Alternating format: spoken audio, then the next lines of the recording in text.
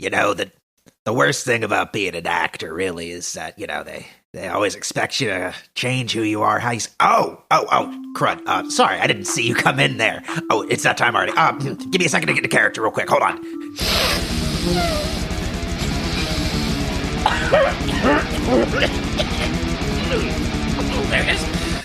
This podcast contains scenes of violence, adult language, and if we did our jobs right, disturbing subject matter.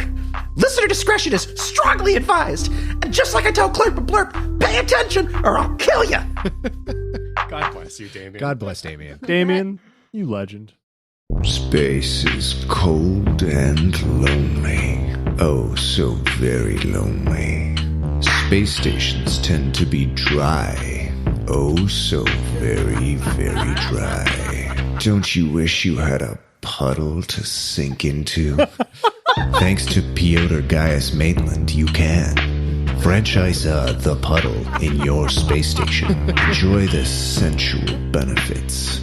As explained and provided for by Piotr Gaius Maitland, son of famed gate physicist Gaius Galileo Maitland, and famed ship designer Octavia Portia Maitland, née Acarita, such as discounted lube, social media management, face licking, accounting, horny mouth noises, and so very much more. Join us for our soft launch, which will be anything but on Persephonea, or contact the Puddle at Gizen-Sha Station. All other inquiries and disgusting sexual propositions should be sent to Piotr Gaius Maitland's personal email, p/otter/oldmansandwich at galactinet.stf. Fuck, Brian, that's my actual email. You bleep that shit out.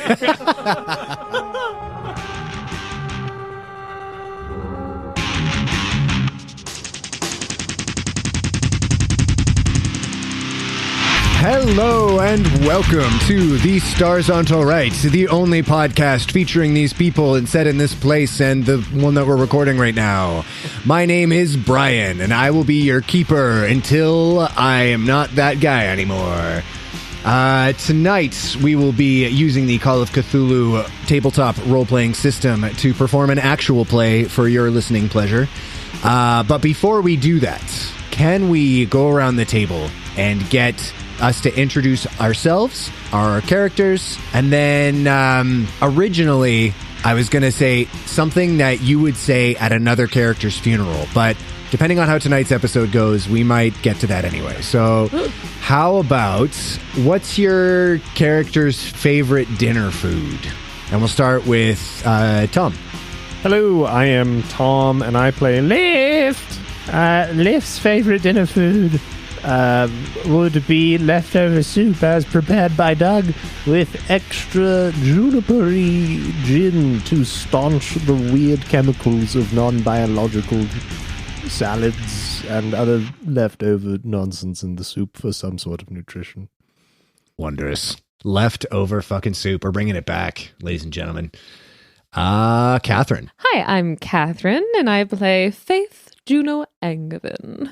And Faith's favorite dinner is just, she loves the finer things, and so she quite likes a shrimp cocktail and lobster tail and fresh oysters, but she hasn't been able to get them this far out from the Sol system. So she's really, the synthesized shrimp cocktail just isn't quite the same. Yeah, the real meat shrimp cocktail always has toenails in it.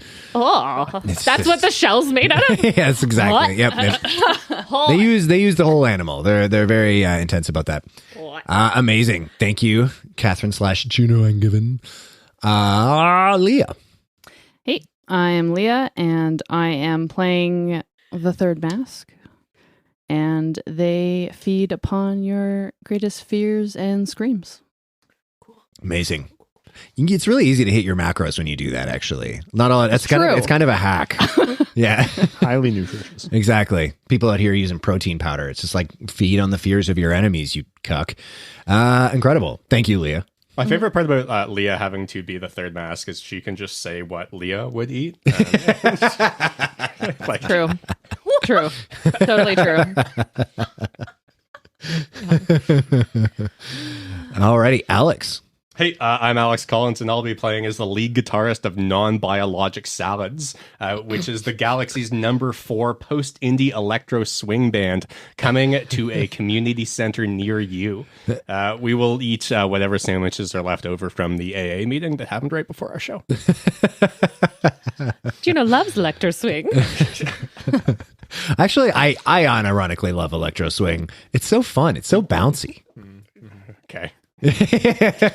Alex, I feel like I've said a lot of things that disappointed you on this podcast. Yeah, that was the worst. Nothing more than that. Alrighty, do you want to introduce your actual character? Yeah, you keep asking me to do that. I'll actually be playing as Piotr Gaius Maitland. And Piotr, now that he's come into some money, will order himself a real meat-based steak at some point here. And that's what he'll be eating. Damn. Living large. Like real meat? Without the TM at the end, yeah. Like real space meat, Like not real meat. space meat. Like Okay. grown in an actual meat vessel on some type of meat orbiting ship from a meat house. Oh, I have The a ones that question. collect the meat particles? Meat. In my head, I imagine like cows orbiting. See, I was With a picturing little like old timey space helmet over it. it's just really, you get really long meat. That's actually terrifying. That now is that you terrifying. mention it. Yeah, this is like super long limbs. This is actually the most cosmic horror I think we've gotten in this podcast. Hell yeah. All right. Well, on that note, let us do a recap. So on our last episode, our Reapers came out of the coma-ish. Glade was unresponsive, but then reconnected with her inner child, which unfortunately turned out to be a cannibalistic projection of her deepest guilt personified as her homicidal tendencies, but still good. Juno fingered Glade's weenus, attempting to do first aid.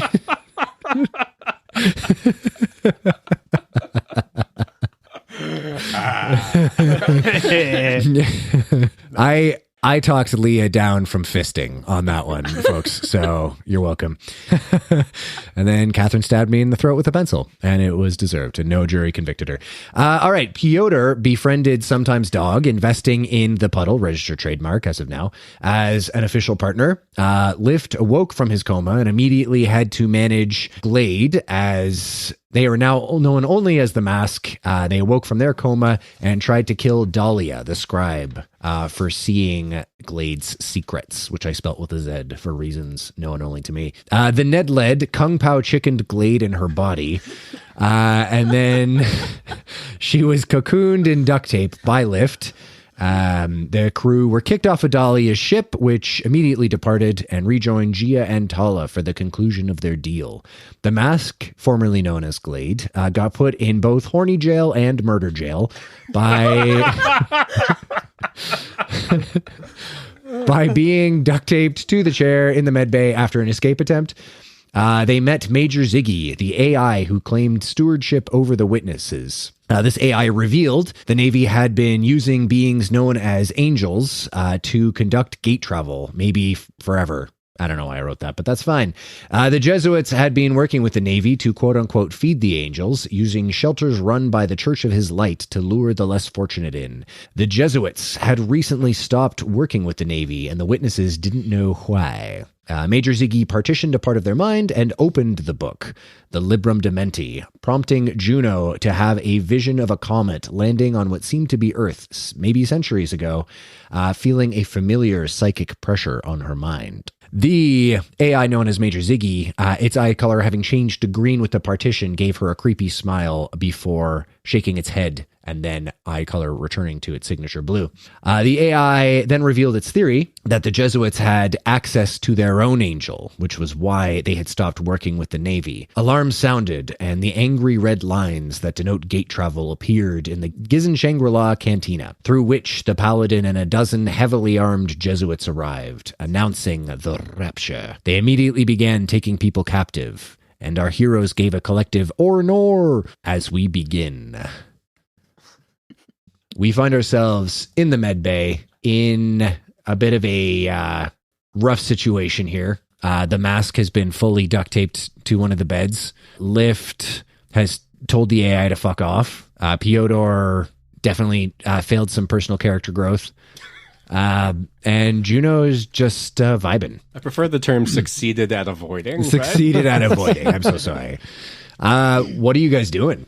So we just saw a video feed from the cantina where we know that the paladin, who was formerly the Scarface man, essentially we know bad shit's going on, right? Exactly. Yeah. Okay. You know they are here.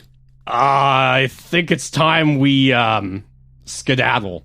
If we could, get on back to the ship, I think that was a good time to do that. Let's go. Yeah. I concur.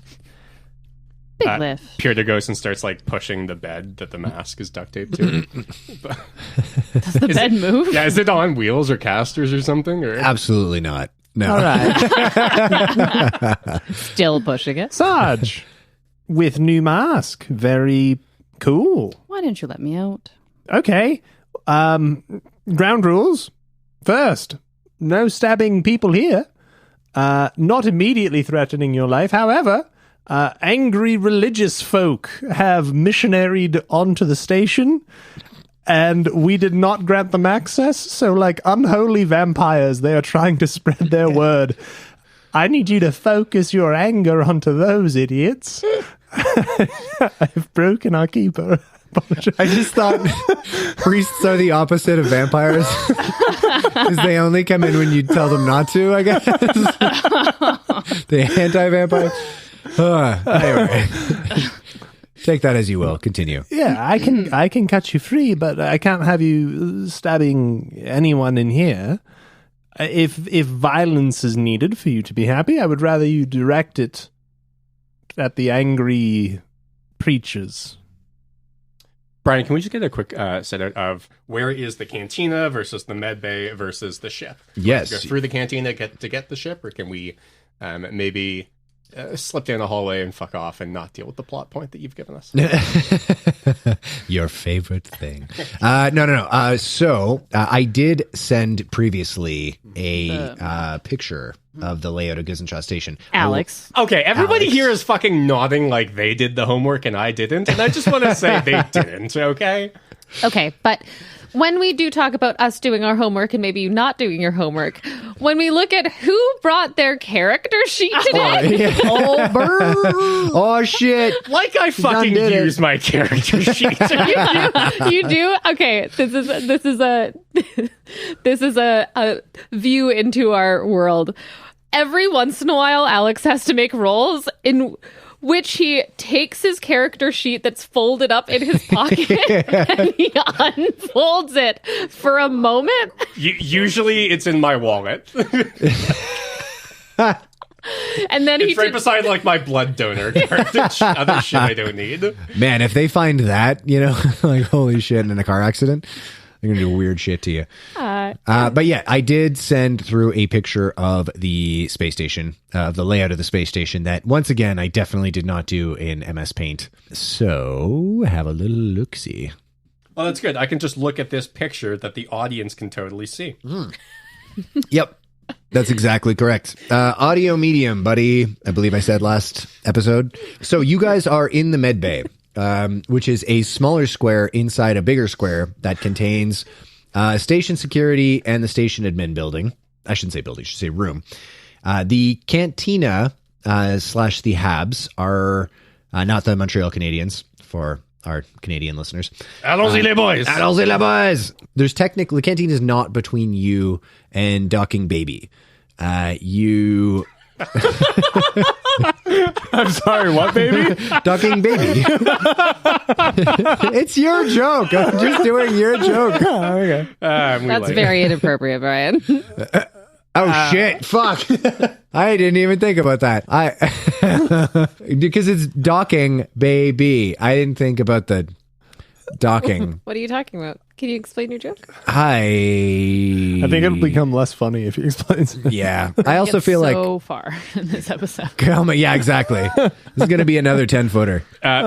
Piotr is watching all of these other people just stare into space as plot doesn't happen, and he's going to just walk out the med door and turn towards where the docking bay is. All right. I imagine there's like, gunfire and screaming, and everyone's like staring off into the distance like Chang from Community and just moving their lips slightly like they're talking to themselves. No, I had to think fast. Glade? Anyways, back to responding Yes. to lift. Back to that, yeah. After that digression. Yes. I promise I'll behave. She has said that before, and I do not believe her. Doesn't sound like someone who's going to behave. It doesn't sound like she's going to behave. All right, we're kind of strapped for options. Lock in. And then he points at the duct tape. Actually, quite funny.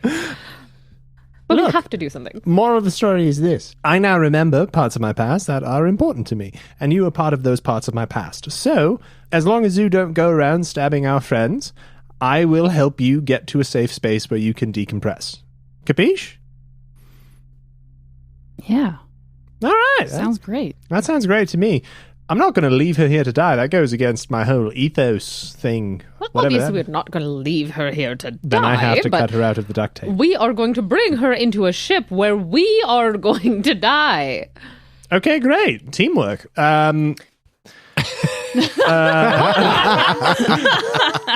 Piotr is like halfway out the door. All right. As you're about to go, you hear a voice say, "Stop. You can't just walk out there. I think you're the one they're after. I need to go." And then see Geo shudder, and his eyes return to their normal color. And he just goes, "Fuck. The fucking Jesuits are here. How much room do you guys got in your ship?" We've got room enough. Wait, do you have any lube? "Yes." All right. Lift, we don't need lube. Wow. But you will Okay. have Can to... the mask try to escape again? I'm going to You're fully cocooned in duct tape. Yeah, you're fully cocooned in duct tape. I don't think so. Geo, you can come aboard our ship. It's being guarded by probably a drunk man with a shotgun. He will not let you in without my say-so. But we're probably going to have to shoot our way out. Can you and Tala help us out? Geo pulls out a pistol, and Tala, you can see, pulls out what looks like a pistol, and then just kind of like grabbing little bits of like, it almost looks like PVC piping and like connecting them to him, essentially like turns it into a small like submachine gun. Like he attaches like a little stock to the back, and then he like swaps out his mag for like this super extended one. And he just nods. All right.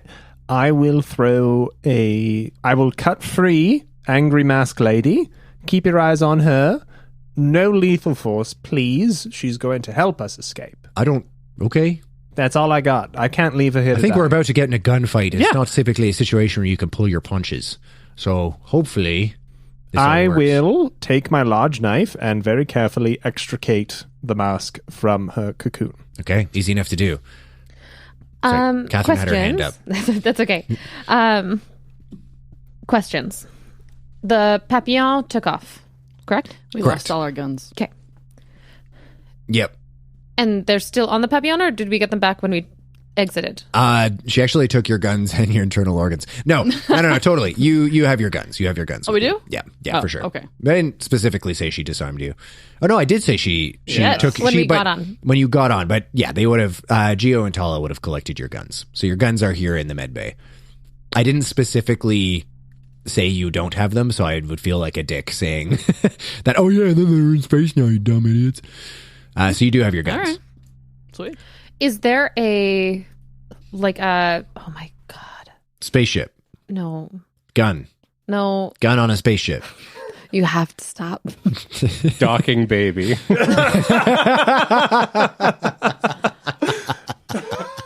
What is it called when you have two doors and two different types Airlock. of... An airlock. Innuendo. Ah, Jesus.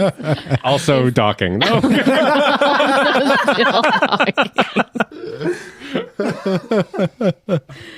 Is there an airlock in the gravity generator reactor room? There'd be an airlock there for sure. Glade. And wait, am I loose yet? Or I'm in the process of cutting you free, yeah. I have a big knife, and I'm doing it cautiously so I can defend myself if you act out. But yes, you're being cut free. And also not to slice her open, I presume. No, I'm too precise for that. It's more about the self-defense thing. While everybody else is kind of getting their stuff together and Piotr is wanting to leave, he's just going to pull out his personal data center and send in a note to Doug. And it's going to be overly formal, like receiving an email from an elder relative. And it's going to be like, good afternoon, Doug, comma. Enter, Space, enter. enter. We are having some trouble here, period. Please be ready to take the ship and leave as soon as we get on it. Semicolon. That might be very soon. Space, enter. Oh, he goes back and puts 2 spaces after each of the periods in the message. And then goes enter. Be seeing you shortly. Enter. Regards, comma. Enter. Piotr. You exceed the character limit, and it doesn't. No, so you send that through, and then you get a text message back, and it's just a thumbs up. Excellent. Actually, he doesn't even He doesn't text you a thumbs up back. He reacts to your message with a thumbs up. It's the future. They would have that technology. I accidentally send him a GIF of something. Yeah, that makes sense. It's that band, your electro swing band. Oh yeah, it is non-biologic salad. It's non-biologic salad, just rocking it. Okay. Glade, I know that you may be hankering for destruction, so would you come with me to the reactor room in a totally non-sexual way? But we could do some good destructive work. The reactor room, huh? The reactor I'm trying to room. create some type of strategy here. Right. Stop laughing. My idea is that if we go to the reactor room and Doug and the boys pick us up from that, we can probably blow up the station. But the puddle. The Puddle's in the cantina and they are dead. They have to be dead. You can see on the feed that Major Ziggy left up. The Jesuits seem to be trying to take people alive. They need to feed the angel. The faith wants to kill innocent people? I don't want to She nearly killed me. That was not on purpose, and I was trying to kill this crazy man who's coming after us, and if I had done so successfully, we might not be in this pickle. Am I out yet? Yeah. Murder. Yeah. Can I roll my murder skill? Yeah. Okay. Alternative plan. Rather than splitting up, I have so many grenades. How grenade resistant is this station on the inside? Make an intelligence check. Looking for a harder, better success. That is a hard success. A hard success. With the gravity generator on, if you can get enough bodies to soak up the grenade shrapnel, should be okay. Like if you aim for the center of some of the rooms, you would be maybe okay. If the gravity generator goes off, then there's the possibility of it finding a weak spot because the shrapnel will essentially spread everywhere that it can with no gravity to kind of like pull it down. So as far as the danger to the station, I'll probably get you to roll some dice depending on where you're aiming your grenade to see if you depressurize it. So it's not zero chance that you... All right. So frag grenade, not safe. By the same logic, incendiary grenade, not safe. What about flashbang? Yeah, flashbang would be fine. A flashbang wouldn't cause any structural damage. All right, team. Breach and clear. I can throw this here grenade around the door. Give us 3, 4, 5 seconds to get to some cover and then assess the situation outside rather than staying here and waiting to die. All in favor? Whatever we're doing, we should do it rapidly. Yeah. No. Okay, I am following you, ready. my good friend. Perfect. Piotr hits the open on the door. Okay, so I will point out the med bay is reasonably far from the cantina. Uh-huh. The entrance to the cantina is rather small. So to throw it from the med bay all the way to the cantina would be quite difficult. One could say extremely difficult. Okay.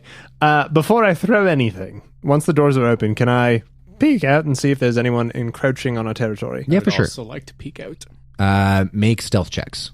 Sure. Also, now I'm imagining you guys like the friggin'... Oh, it's very Scooby-Doo. Yeah, very Scooby-Doo. Like, just... And then you see, like Piotr's head down low, Lift's head just, like, above him.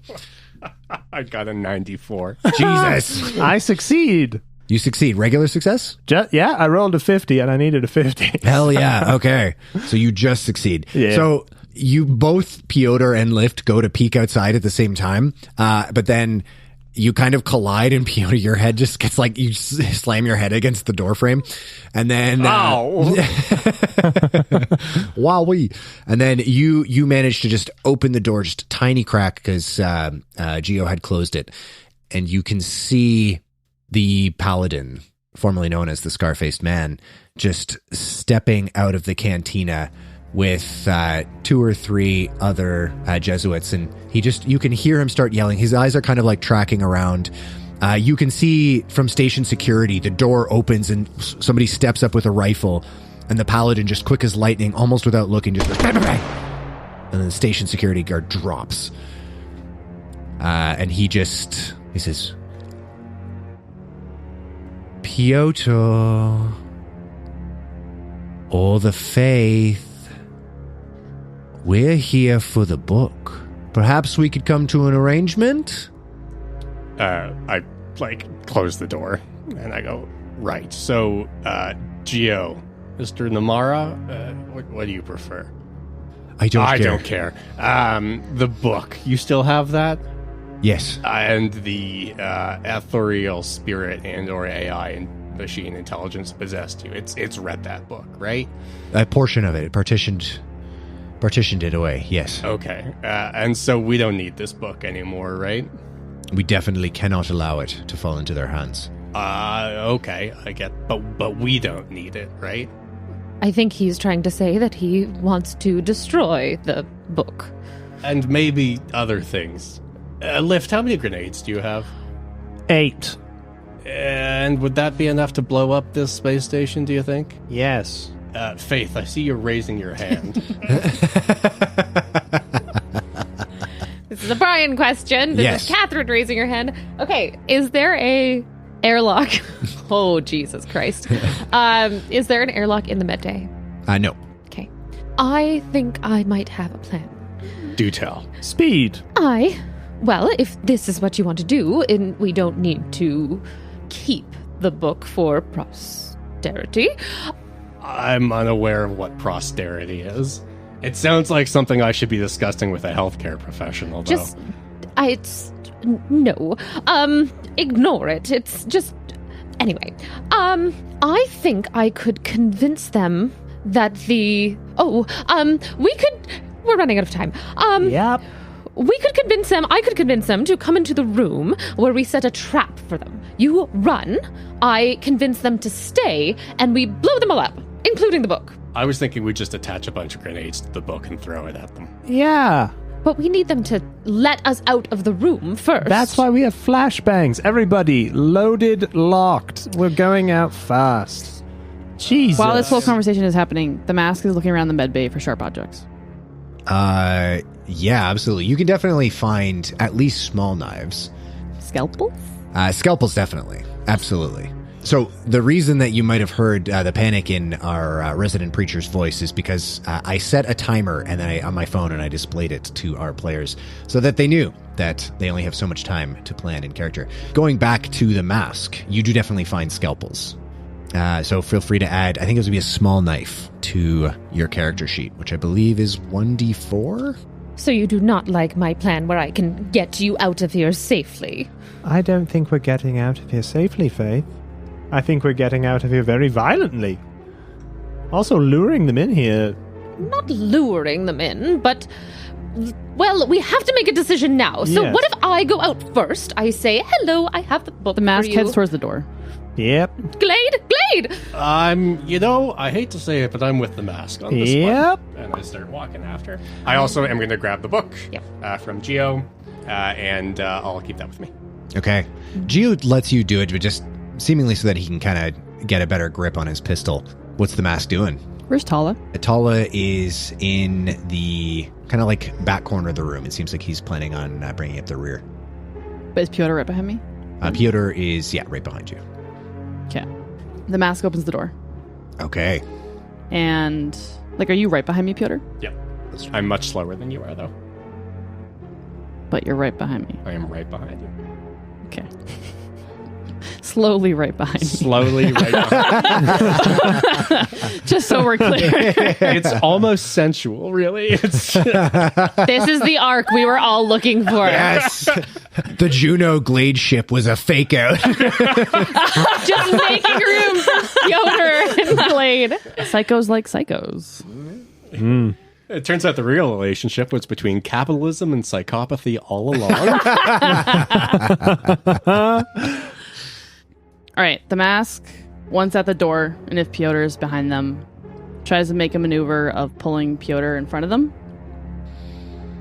Okay, like as a human And- shield kind of thing? Yeah, and holding a scalpel to his throat. Okay. Piotr's going to resist that. That makes a lot of sense. Wait, what? Wow, way to hold podcast back, Alex. That's totally good. No, but. No, but. Yeah, fucking absolutely. I would say this will be Brawl, opposed by either Dodge or Brawl. Does that make sense? So Yep. the mask needs to Brawl. Piotr needs success. hard success. So you need to... I'm going to spend 2 luck and make it a hard success. Okay. Ty goes to the defender. You open the door and you go to grab Piotr, but using his geriatric jujitsu, he manages to he's not moving quickly, but it's almost And that's the problem. Like, you're trying to go for where he's going to be, and he's just not there. he's by not the even time you're trying to close. grab him. He's not even close. Yeah. He's still beside the bench. I'm just waiting there for him to catch up. And to that end, actually, Piotr, make a psychology check for me. That's a success. A success. Okay, on a success, you gather that the mask had nefarious purposes, but you're not 100% sure what. I think that's just kind of an assumption for Piotr. Yeah. So I think he just like points a finger at the mask and is like, ah, ha, ha. Anyways, firefight. It turns around and looks at the Scarface dude, who I'm assuming is in the doorway. Yep. Yeah, you can see as you open the doorway, he is like quite a bit closer, and you can see he has his gun low and against his leg. He's like a cat. If I like peek out and then peek back, he's gonna be closer. And, like, That's peek back exactly in, it. peek And then, out. like the last time you peek out, he just like wiggles his butt a little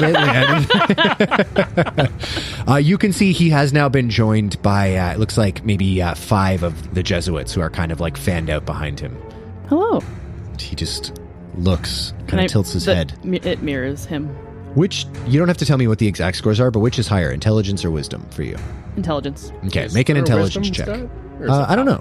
Oh, yeah, I might be thinking D&D here. Yeah. There might not be a wisdom stat. Cast Fireball? How many spell slots do you have? With a bonus dice. Sorry, with a bonus dice. I forgot to mention. I'm gonna spend 3 luck to get a hard success. Okay, on a hard success, there's an immediate understanding between the two of you. Like the mask and the paladin are very similar kinds of creatures, and you can see just this like glimmer of understanding, and he doesn't acknowledge it verbally. The only acknowledgement you get is just this kind of nod, like a respectful nod, almost like, a salute to a fencing partner. And he just says, "Give us the book and the old man, and I'll let the rest of you go." And on a hard success on the intelligence check, he's not letting any of you off of this station. Including me. Highs or lows? Or I can say something further and see what happens. Yeah. Say something Maybe. further. Say something further. Because you do have a kinship. You can see so let's answer your question this way. As of right now, no. But there is like that kind of understanding, the kinship between the mask and the paladin. So yeah, there is a chance. The mask kind of like slowly kind of starts walking forward. Kind of like Behind the 5 Jesuits, just assault rifles trained on you, and he just kind of holds up a hand.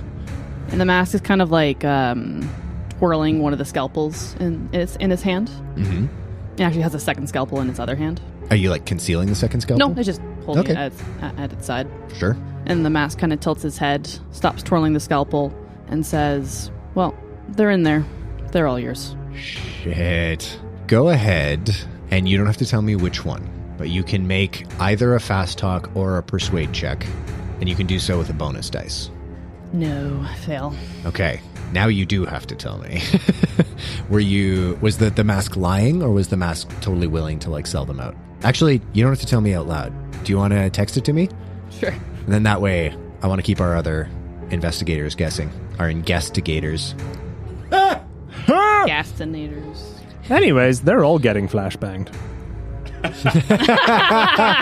that that's over, Lift, I do say you should fuck them up. yeah, they're all getting flashbanged. This Oh. is very disappointing. Cute little toss while Glade is clearly walking away. Juno is actively holding her magnum. Peter's got the book in one hand, and he has his pistol just pressed up against the book behind it. Oh, cool. Make a sleight of hand check for me. damn it. That's like a fucking, what with a, no, not It's maybe not a not sleight of gonna hand help. check. Make like a stealth check. Because that's such a fucking, like, Okay, that's old school. That's a hard die hard. success. Hard success? Fuck yeah. Absolutely. That's like, oh my God. What is that? It's like a detective. It's like a noir move, you know, like put the gun behind the book or something and like, anyway, it made me horny. That's what I'm trying to get at here. Metaphorically. Brian needs to go to horny jail. You know, when you're right, you're right. Lift. You and Doug wanted to be a traveling group after this, correct? Yes. With all of us. Yes. This is our opportunity. We can get out of here together and alive. What do we have to do that? We have to kill many people.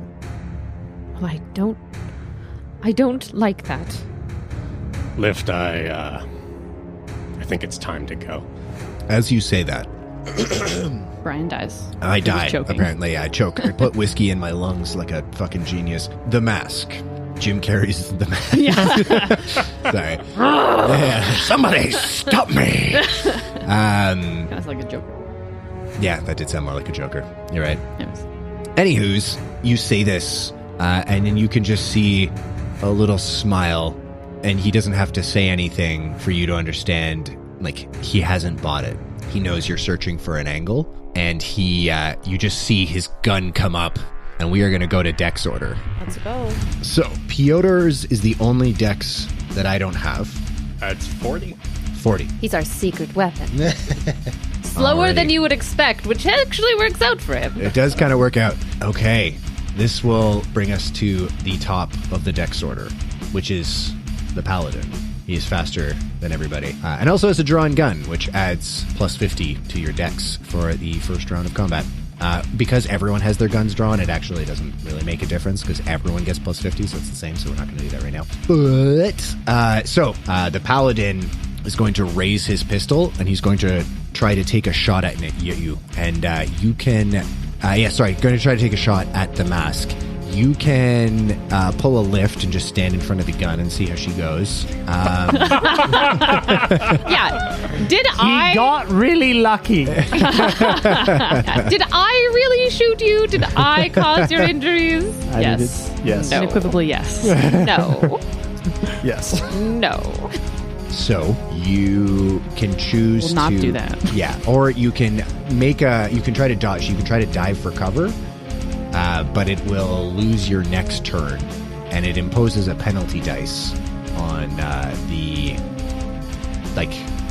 gun check that he makes, the firearms check. There we go. That's words. Firearms check that he makes. Yeah, I'm gonna die for cover. Okay. For sure. If I'm looking at this now correctly.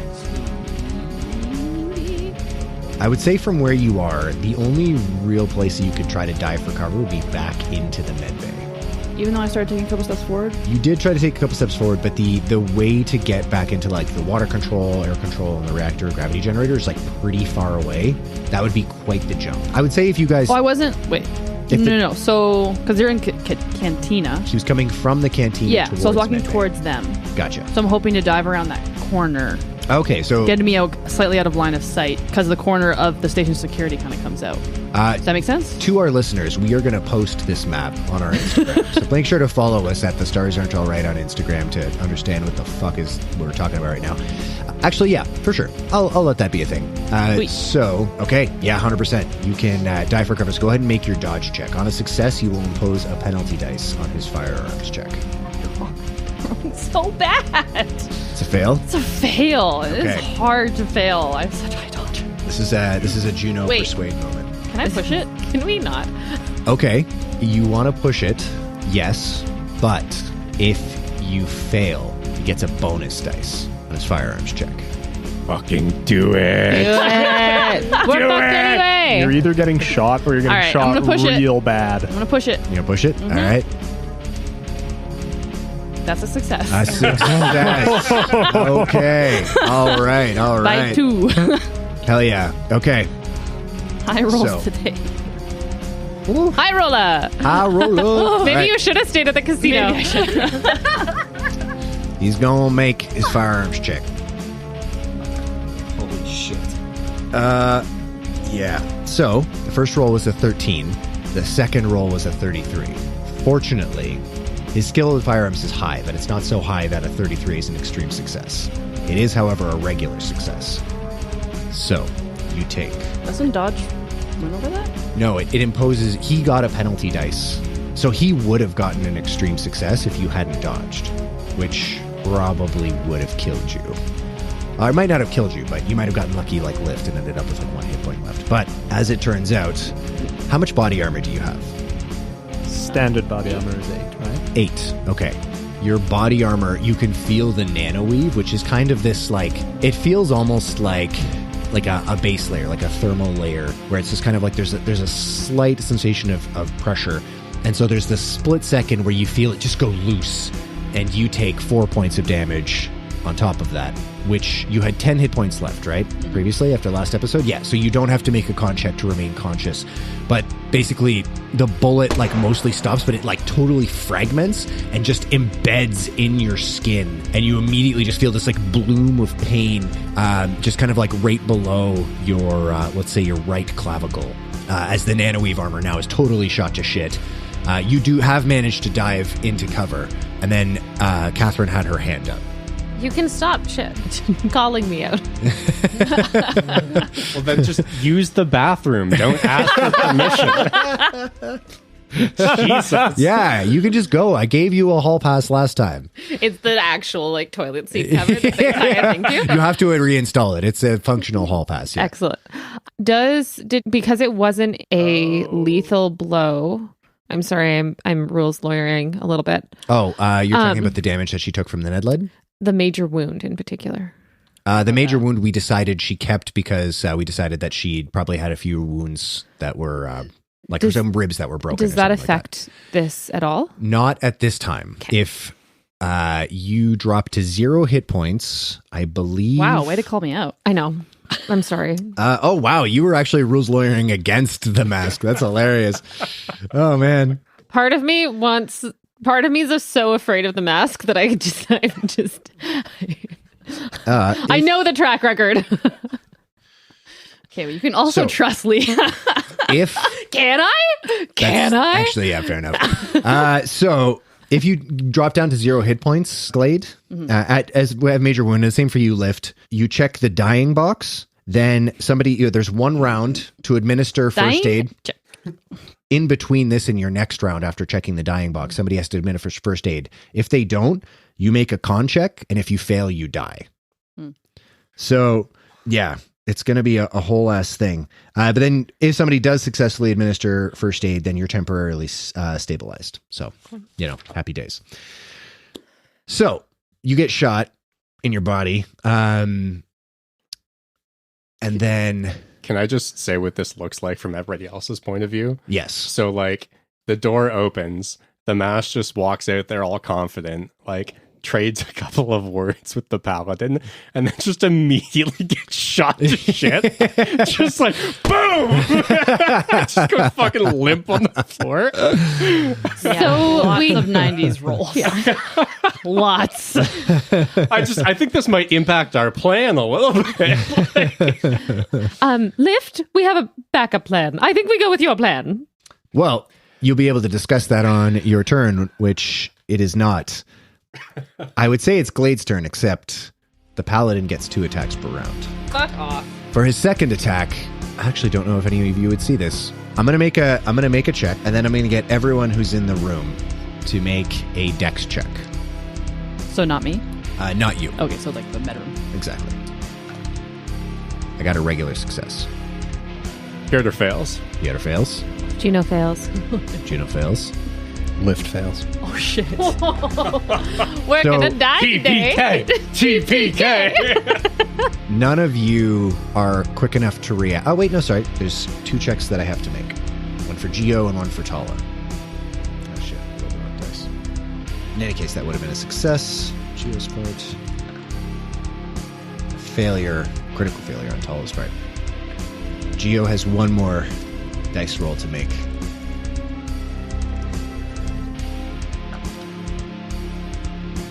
She just succeeds. Off of the open door of the medbay, which opens in to face the medbay. It opened out because you were able to peek out. So it opened out, but you can see it's open kind of at a 90-degree angle to the door frame. None of you are quick enough to react to the flashbang that bounces off the door and into the medbay, except for Geo, who sprints forward and then just like scoots like a fucking concussion-causing hacky sack, kicks it off of the floor into the main area of the station. Glade, Yeah. could you go ahead and make a con check for me, please? What about the Jesuits? Some of the Jesuits are going to have to make a con check. Getting high rolls. I'm going to spend 2 luck to make that a success. Jesus. For your guys' sake, I gotta stop using these dice. Can you trade with dice with Leah? Yeah. They all either succeeded or extremely succeeded. What does it mean to extremely succeed against a flashbang? I think it means you're able to pay more attention, like you can hear and see better. It's just like, yeah. It's just like cocaine. Exactly. Woo! Dude, you got coke? All right, pussy. Do you want to do some flashbang? Anyway. Anywho, after then Brian got canceled. And he deserved it. But, all right, Lift, could you read the flashbang description if you have it handy? Otherwise, I can look it up because I don't have it handy. It's all right. I have the internet. I also have the internet. I don't have it handy, but I was already in the drive, so this shouldn't be too crazy. Incredible, we can race. So do we have a plan? Yeah, fucking fuck them up. That's all we got. That is. We actually, in the drive though, it doesn't seem to be a description, only a cost. Flashbang requires a con hard success to avoid being stunned for 1d3 rounds. So if they didn't get a hard success, they're stunned for 1d3 rounds. Okay, I think 2 of them got regular successes. So they are both stunned for 2 rounds. So 2 of them are going to be stunned for 2 rounds. Then this frag grenade is going to suck ass for them. All right, that will end the Paladin's turn, and that will bring us to Glade. Glade, you failed your con check, right? Yes. Yes. Wait. So go ahead and we're going to roll. No, I succeeded. I spent 2 you luck. spent the luck to succeed, but you needed a hard success. Knowing that, you can take back the luck that you spent, because I don't think you would have spent it No, I would not. knowing that you would need a hard success. So go ahead and roll a d3. 1. 1 round. You are stunned for this round, so you missed this turn. Awesome. Doing good, guys. Indeed. That will bring us to the... would have missed this turn anyway because she took the dodge action. Exactly. Which I knew. So... Stalwart keeper, ladies and gentlemen. Yeah, I'm just a narc. Yeah, you're trying to narc her On to my death. ass tonight. So, I don't know if we mentioned this in the podcast yet, but in previous games that we've played, Leah's character has ended up killing Catherine's character. I feel like Catherine's out for blood tonight. I am very cautious today, and it's looking real bad on my part, but I have trusted before, and I have been literally burned alive. All right. Well then, that makes a lot of sense to me. But she's also made very poor choices in those games. Like trusting Leah. Like trusting Leah. Just first mistake, really. I was Rookie like, mistake. do we do live dex roll? Like, Yeah, do you remember how you literally came up to my character when I became like the killer in like the Haunting of Hill House, whatever thing game? Right. I was stuck. I had to walk past you. This is all good content. Anyway, let's get back to... So, Glade misses their turn. Allegedly big lift. What are we doing? Come on, big lift. allegedly. All right. Well, Big Lift is good at one thing and one thing only, and that's throwing shit. Unfortunately, I have an abundance of shit to throw thanks to the ship. I will cook a frag grenade for about 2-3 seconds because I just witnessed an uncooked grenade get kicked back out the door, and I don't want them kicking this frag grenade. So, cook it for a few seconds, and as I run to cover the distance between myself and the mask, I'm going to toss it into the bulk of the Jesuits, center of the room-ish. For the audience, it is a rectangular space with 3 smaller rectangular spaces marking rooms within it. The Jesuits are in a compounded area between 2 of these smaller rectangular spaces, forming somewhat of a corridor, with the paladin towards the front of it, I would assume, and his cronies, 2 of which are dumb and lame and got stunned, and 3 of which are cool and resilient. Anyways, all of them are going to get hit by a frag grenade, because I can throw shit. The stars aren't all right, ladies and gentlemen, where the players are better at describing the physical location than the keeper. But very good. Yep, awesome. So, you're going to cook it, and then you're going to throw. Yep. I feel like I don't have a mechanic in mind for cooking it. Okay. My instinct is to just give you 2 penalty dice and demand an extreme success, and not let you spend luck or push it. And if you fail, you die. But that's because I'm a dick. So what I'm going to say instead is you need a hard success or better. I'm going to put... Actually, I'll let you pick. Do you want a penalty dice, or do you want to require a hard success or better with a straight roll? I will take the penalty dice. Okay. And I will use my visual cortex to cancel that out, Smart. making it a straight roll. Okay, I was like, what? Hell yeah. Yep, absolutely. So spend your magic points Magic! to activate your visual combat cortex. It is a good thing I have many of these points. Yes, he's got so many of the points. It's, you know. I do. Guys, what did we say about Commonwealth accents only? Actually, we broke that rule a long time We ago. just like so many, yeah. Yeah. I also feel like, the French are just that's a fair target. Easy target. baguette, croissant. Cigarettes and film noir movies. Black and white cinema, you know. The dirtier the city, the better. That is a success. Okay, hell yeah. Go ahead and roll your damage, sir. If I recall correctly, I own 40-10? Yeah. I'm going to fuck these guys up. Holy shit, that's really good. That's a 10, a 9, a 6, and a 3. Damn. So that's 28 points of damage. 28 motherfucking hell-ass shitting points of damage. Okay. Stunned All right. cronies are in for a world of hurt. Yeah, so the 2 stunned cronies are dead, for sure. I killed my paladin, but I want him to be dead. What? What do you mean? We won't kill the paladin. I have tried. I think we have to kill the paladin, just like they killed the boss Nazi in Indiana Jones, where they open the ark, then he just goes and melts. Yeah. Hell yeah. You chose Wood. poorly. Okay, because you cooked it, I'm not going to give them the chance to tuck it back. Because you took the penalty dice, you took the risk. I will say that the 5 Jesuits who have come into this room are just dead. The paladin, on the other hand, managed to he activated some fucking cybernetic bullshit that he's got. Hell yeah. And he managed to get an extreme success on a dex check. He is still going to take damage. That's good. But you don't know how much because as he kind of dives out of sight of you. Oh. You make it to the mask. Perfect. When I am side by side with the mask, I'm going to slide them the pistol that I took, because I'm not going to fucking use it. And I'm going to give them a gun, because I don't think they have a gun. Do they have a gun? They're using scalpels. I imagine they don't have a gun. I don't know. I guess the SKS, the Space Skull Space Rifle, is probably in the med bay. Yeah, I didn't with get my with rifle back. Geo and Tala. I imagine Tala probably has it. Yep. And besides you, you're killing frazzled. I'm just going to put the pistol in your hands and once again reiterate. Holding spell. Okay, I'm going to put it on your lap. I don't know. Like a little kitty. I got to put it in your hands, realize they're full. Just put it on your lap. And then reiterate, now that I'm taking cover behind the same wall as you, if you do stupid stuff, it makes it hard for me to cover your back. And then that will be my turn. Okay. That'll bring us to Juno. Paladin dove away. Yep. Piotr, Yes. how fast can you reasonably be? reasonably. Have you seen molasses in January?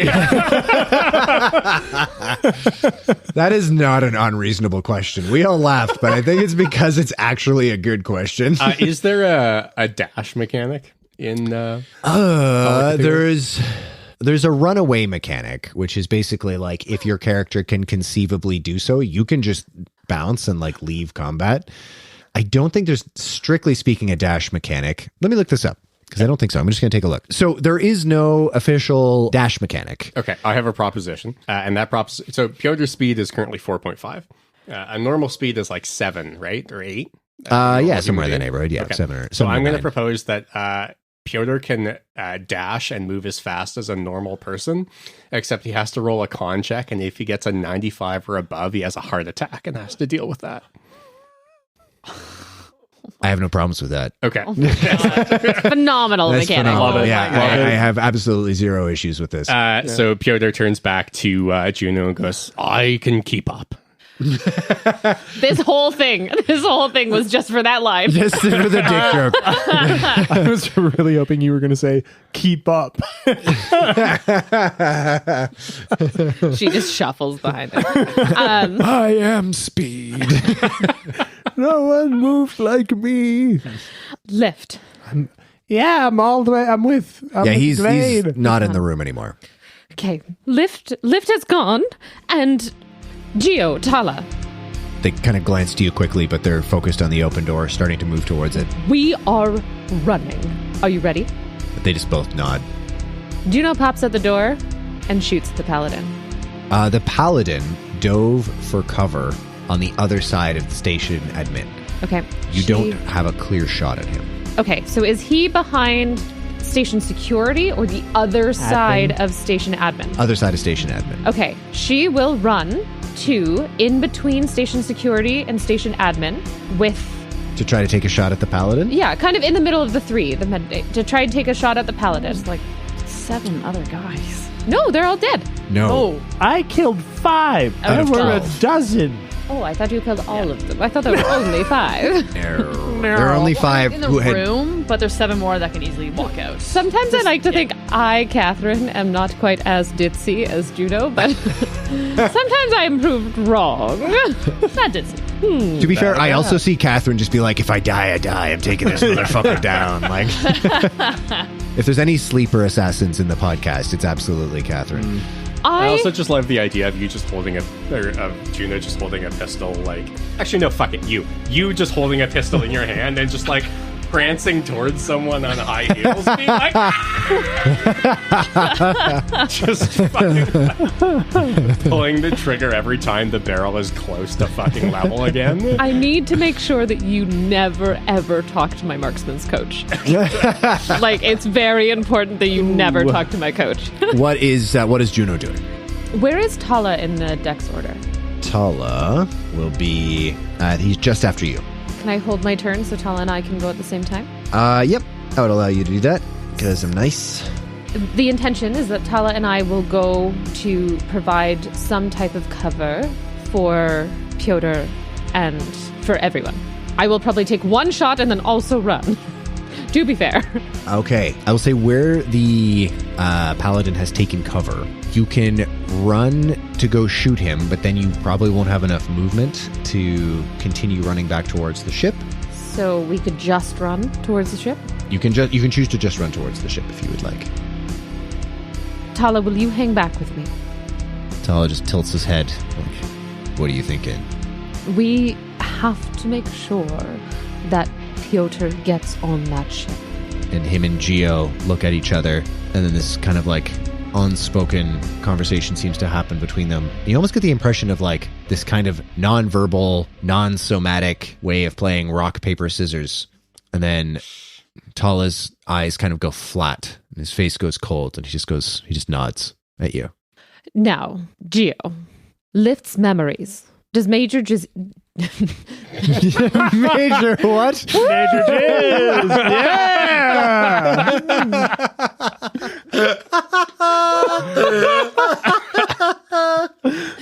What? What happened? The famed Major Jizz. Major Jizz. Sorry, Corporal Cum is Sergeant Seaman. Lieutenant Load. This is the worst. This is how I'm gonna die. Ensign Ejaculate. That's just the rest of the episode. We're just coming up with these. Oh no. Geo, does Major Ziggy have the memories? Or are they with you? Geo just nods. He says, the Major has him. Okay. There are things that we need to keep safe. The book is one of them. Or rather, we need to keep it out of the Jesuits' hands. I would like to keep our compatriots safe as well. Now, I have other plans, but we need to get to our ship for that. I feel like Juno is here just having this extraordinarily slow and obvious monologue at these three men who are standing in the med bay, just looking at her like, what? Yes! Like, what? I'm going to let you say 5 more words. And then if you say a 6th word, that'll be your turn. I'm holding up 5 fingers right now. Very hardcore version of sending in D&D. In D&D, exactly. Fun fact, in D&D, my cleric, whenever he sends a sending, he always starts with, hey, yo, it's ya boy. I love that. Yeah. This is exactly like sending. I'm like counting all my words. Catherine's nose just started bleeding. Piotr, run. Let's go. That was 4. Wow. Excellent. For that, Do you want to add a bitches in on the end? yeah, bitches! I would, but I feel like that's not Juno's style. That's fair. I would allow you, as a bonus, to get 2 words if those words are Jason Derulo. I don't know why they... All right, so you said, Piotr, run, let's go. That's what you said. Okay. But you still do have your action and movement. Thank you. Again, I'd like to hold my action until we get these guys out of the room. Okay, so you're waiting for Piotr. I want to follow up. Yeah, Okay. follow Piotr. Alrighty. Alex proposed that amazing mechanic for Piotr. It will bring us to... It would have been the Jesuits' turn, but they have all been naded. So let's go to Piotr. Piotr is feeling young and sprightly with all this excitement. He gets a 19. Hell yeah. So it's a good success on the con check. And he is going to move almost like a normal person across the room towards where the mask and lift are. Juno And is the entire time visibly he's impressed. holding the book like kind of towards where he thinks the Jesuits are with the gun behind it. Okay, cool. Moving towards where the mask and lift are is kind of the opposite direction from the ship. Okay, I'm going towards the ship.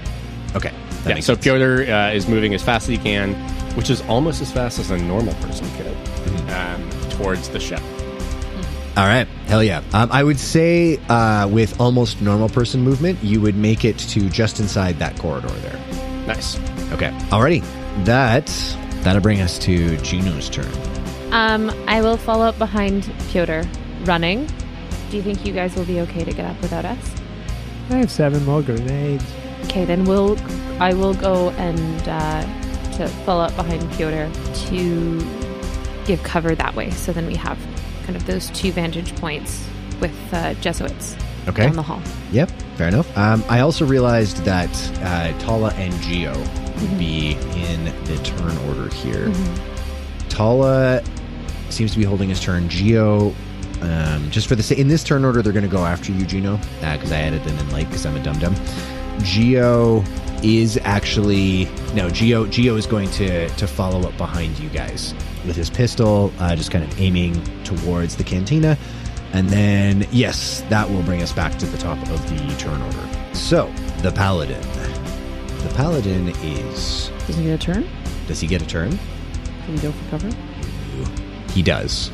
He gets 2 attacks per round, which is not normal normally. So he dove for cover, but he is only going to get one attack. He gets up.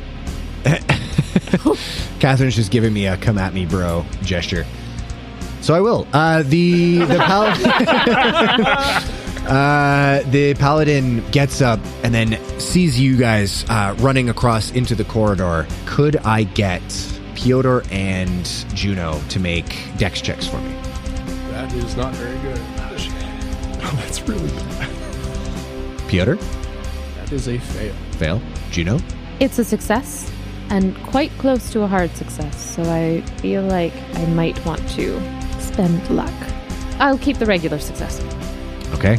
I feel like Piotr ran like actually decently quickly and was so surprised that he tripped. Just wasn't used to moving that fast. The paladin is going to spend 7 luck to make it a hard success. Thanks him. He doesn't have very much luck. Okay. However, you've tied him on a hard success. You can make a throw check. I wasn't going to spend the luck to a hard success, but I will, actually. Oh, no, you said you're going to keep it a regular success. That's right. That's what you said. Okay, yeah. But I can spend it. If you're gonna go toe to toe, I'll spend it. Fuck it. Use up your resources. Let's go. Use up your resources, bitch. Sorry. I'm getting... We love to see it, guys. We love to see it. I'm drinking non-alcoholic beer. Feisty. Like how I said something mean to Catherine and now Brian has to deal with the consequences. This is good. Yeah, that makes sense. And I apologize. All right. So you got a hard success. Make a throw check for me. No. Okay. Bad. Because you spent the luck to succeed, the second flashbang doesn't hit your group.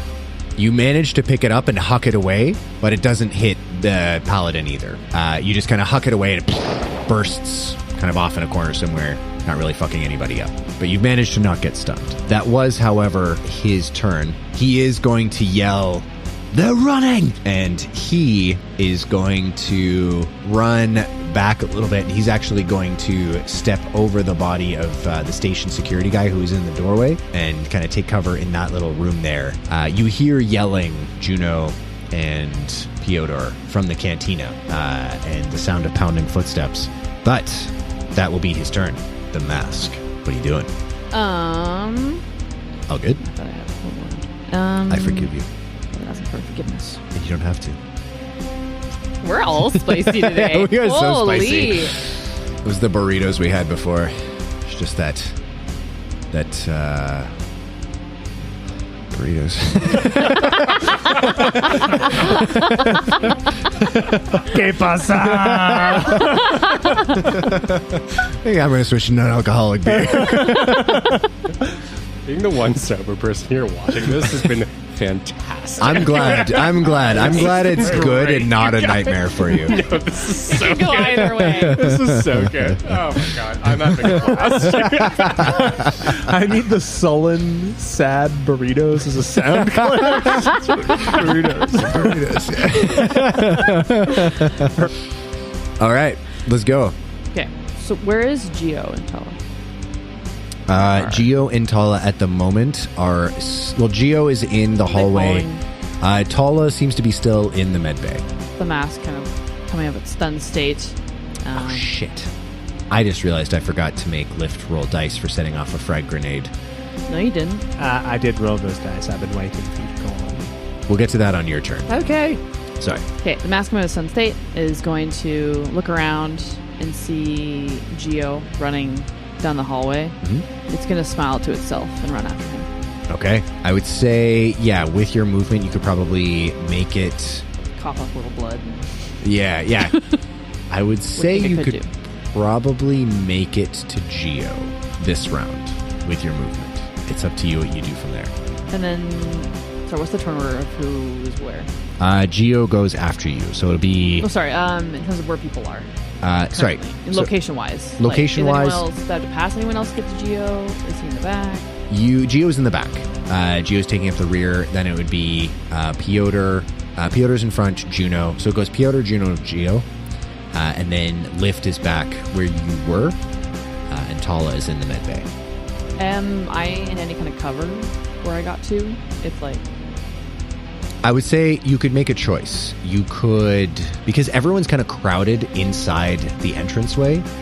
The short answer is no. The short answer is you could make a break for it right now, but there's so many people there that you would have to you'd have to just try to bowl people over in order to try to get any sort of cover behind the door frame. So the short answer is no, unless you wanted to do something specifically to push people out of the way to get yourself into cover. I guess I'm not sure if the other guys could reach us from where we are.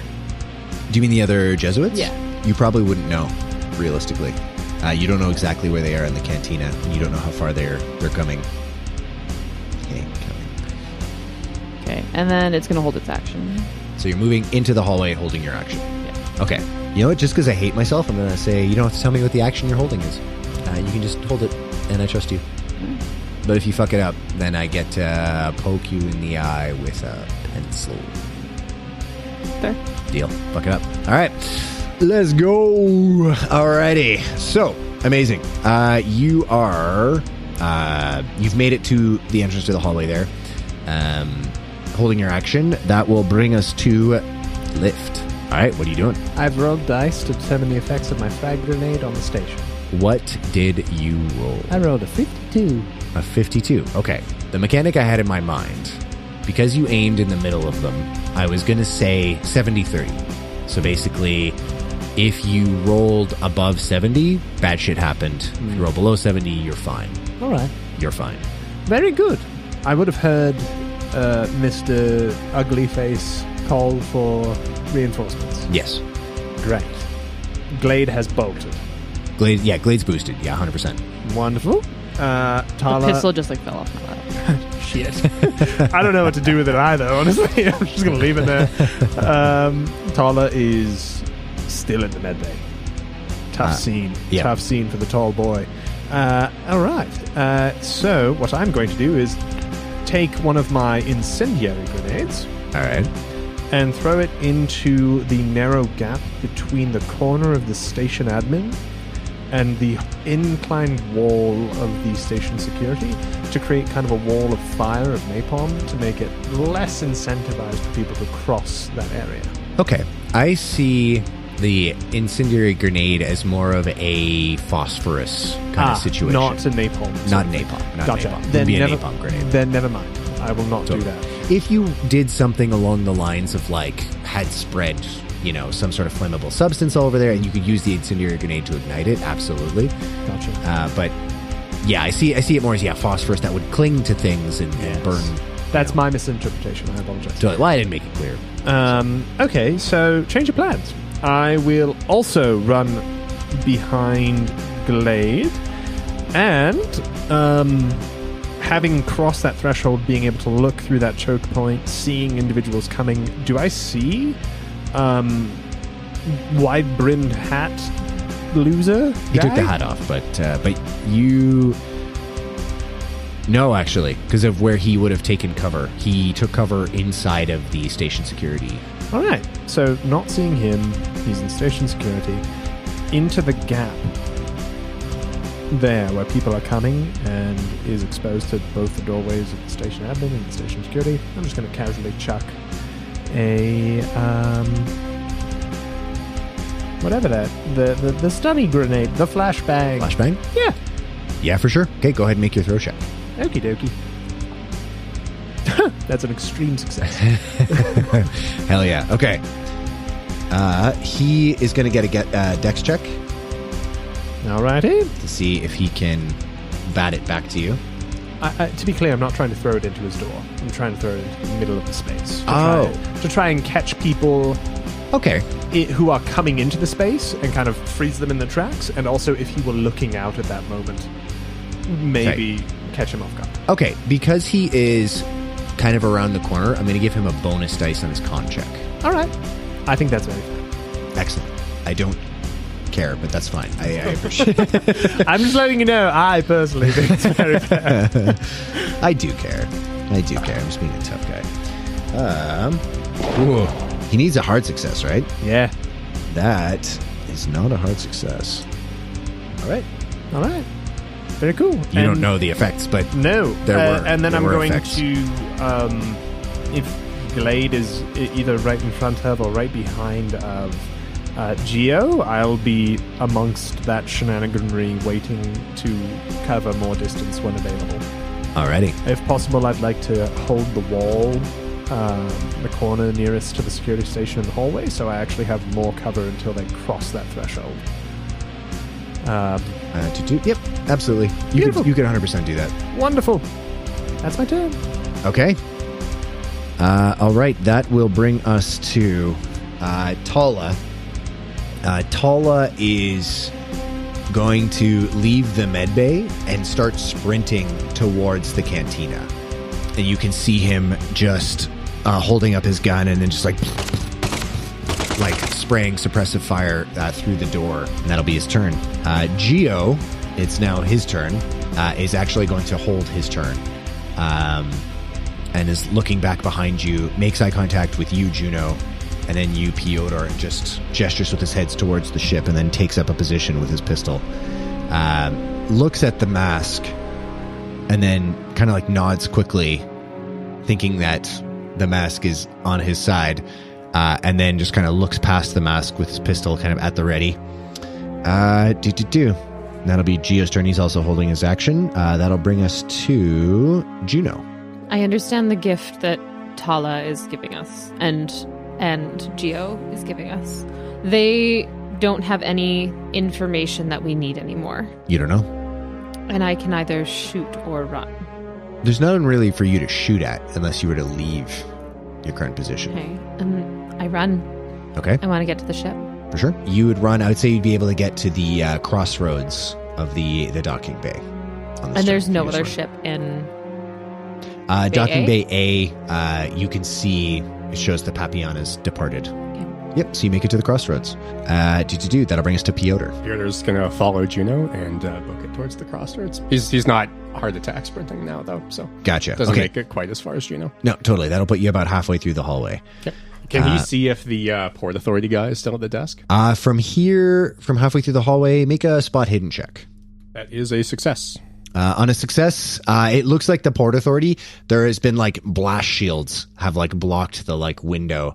They just kind of come down so you can't see into the Port Authority. Great.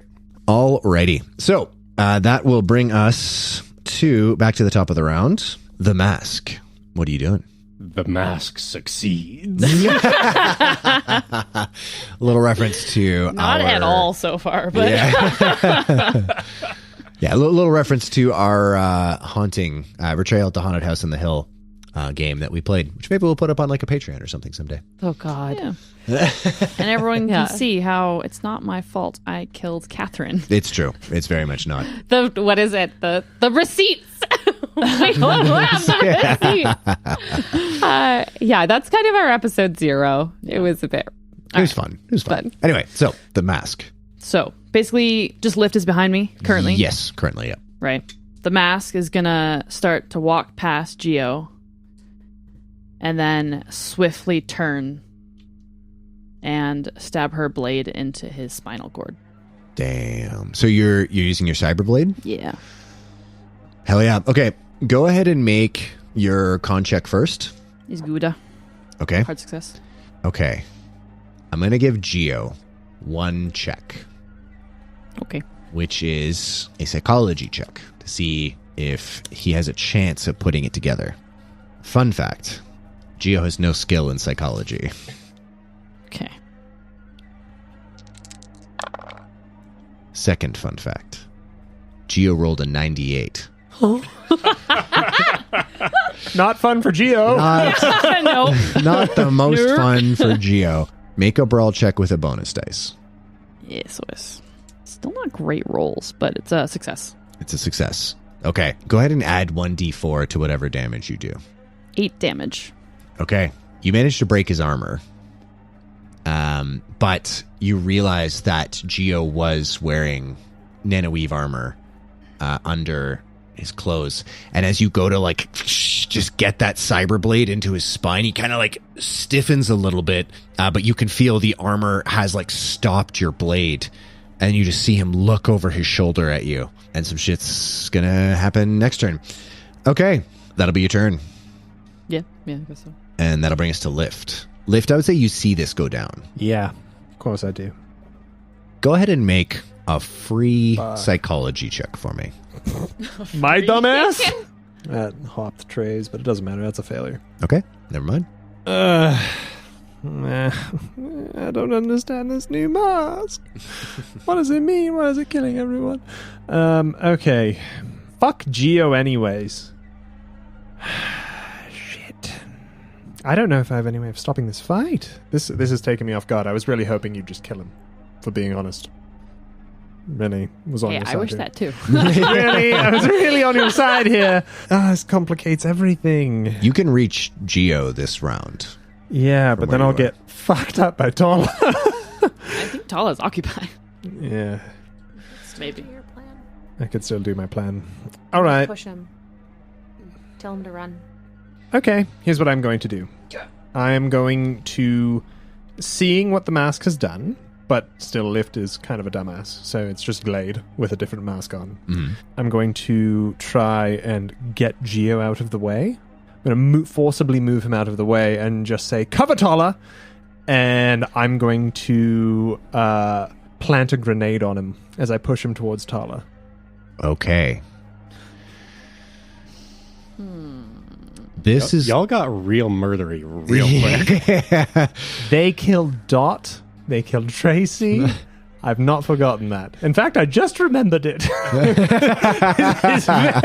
This is very near. Oh, man. This is so, like, American military, where they're like, we invaded that country and they killed our troops. It's just like, yeah. Yeah, they did.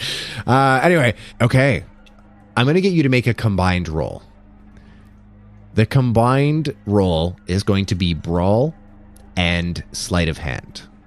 All right. How do I combine those two things? You make one roll. Okay. Brian doesn't know either. Combined roll is a mechanic, but I'm just trying to think of whether I'm going to ask for a regular or hard success. I think for this, I'm going to look for a hard success. Pray for me. So the idea is you make one roll, and you need a hard success on both skills. On both? Yes. I'm fucked, guys. Because you're not only trying to, like, push him away, you're also trying to plant a grenade on him. Either one of those would be difficult. Well, Doing both at the same time? No, I can absolutely see that. I was trying to get him away from the stabby lady. I understand. Yeah. All right. Well, What if he says good game and slaps his ass while he does it? Does he get a bonus dice then? I mean, not a bonus dice, but, you can just have all right. that. Here it goes. Here it goes. While it is a success for both, it is not a hard success for both. And one moment here. I will burn 29 luck to make it succeed.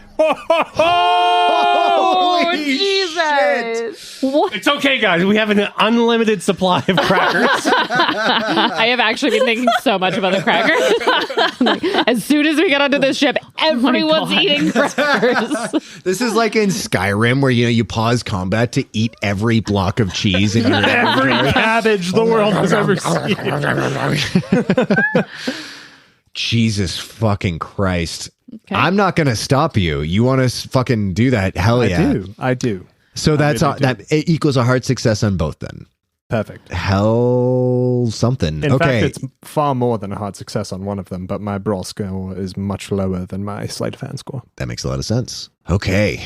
I love how we are on the run from the Navy. We're being attacked by the Jesuits. We have found one faction that's like, yeah, we can work with you. And the first thing we do is plant a grenade on Kill them. them. Just fucking Immediately. kill right away.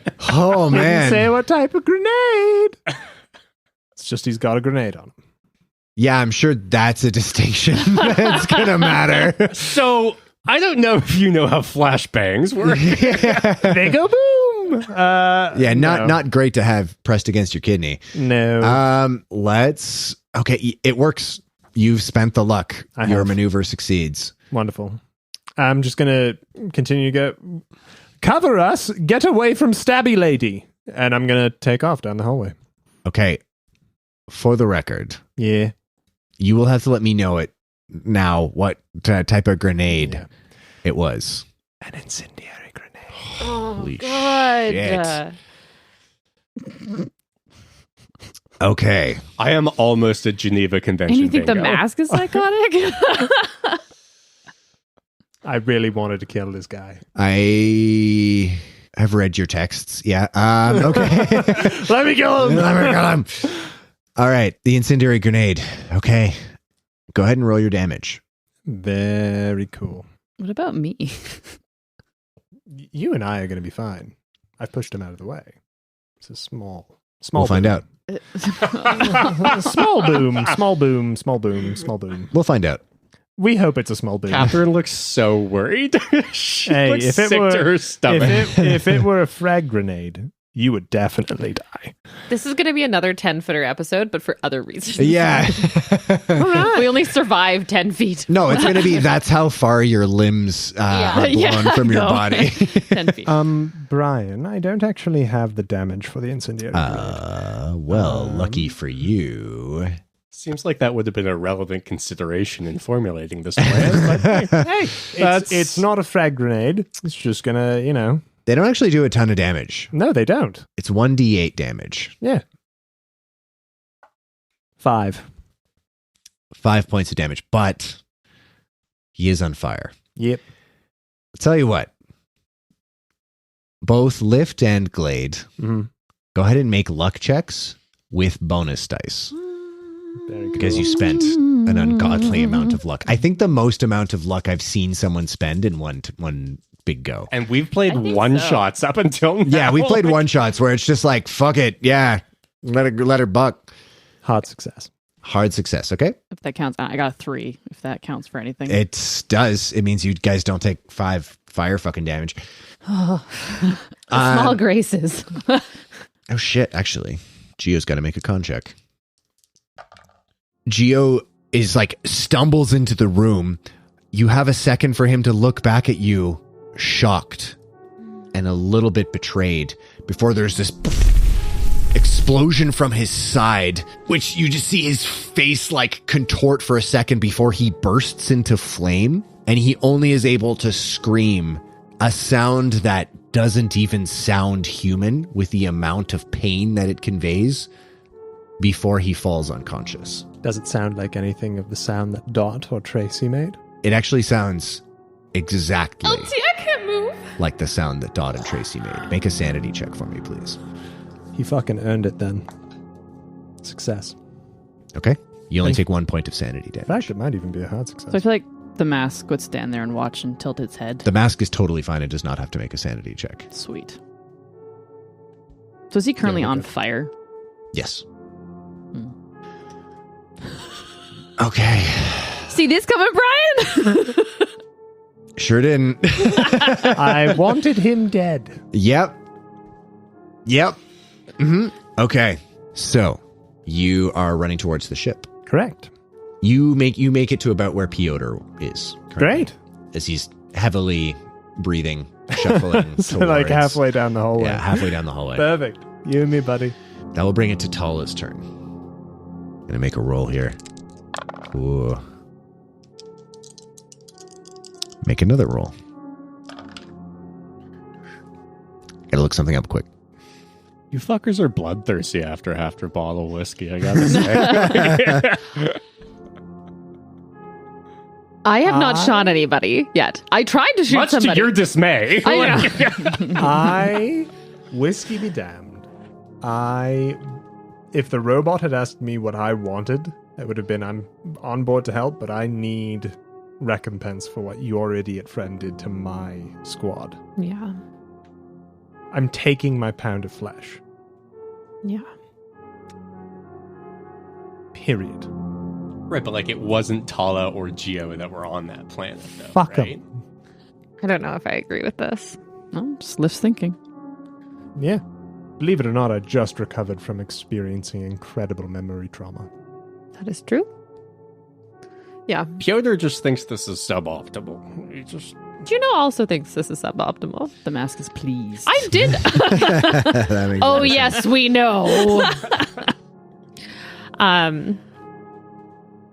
I also didn't shoot somebody and stayed behind to make sure that you could get further.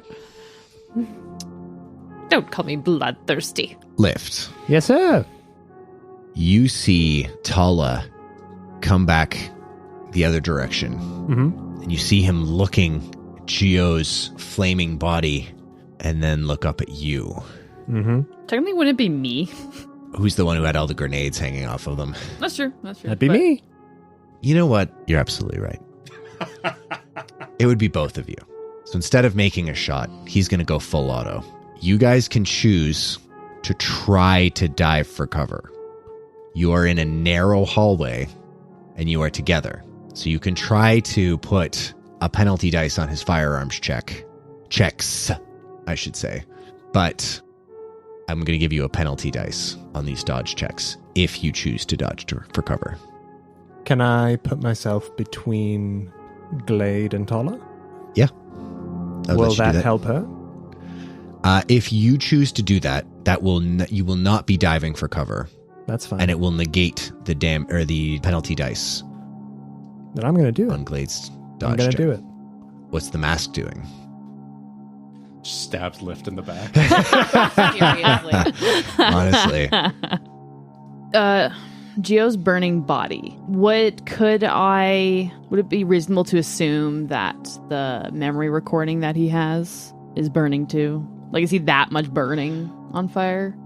yeah, I guess the mask wasn't in the room when Juno confirmed that Major Ziggy has the thing. Yes. So as far as the mask knows, yes, at this moment. Okay. Are you making a dodge check? So, like, the mask has a quick moment of didn't get a chance to kill him, and then sees Tala coming in, and then goes to dodge. Okay, allowing Lift to get between you. That makes sense to me. I'm just asking for clarification. Yeah. Okay.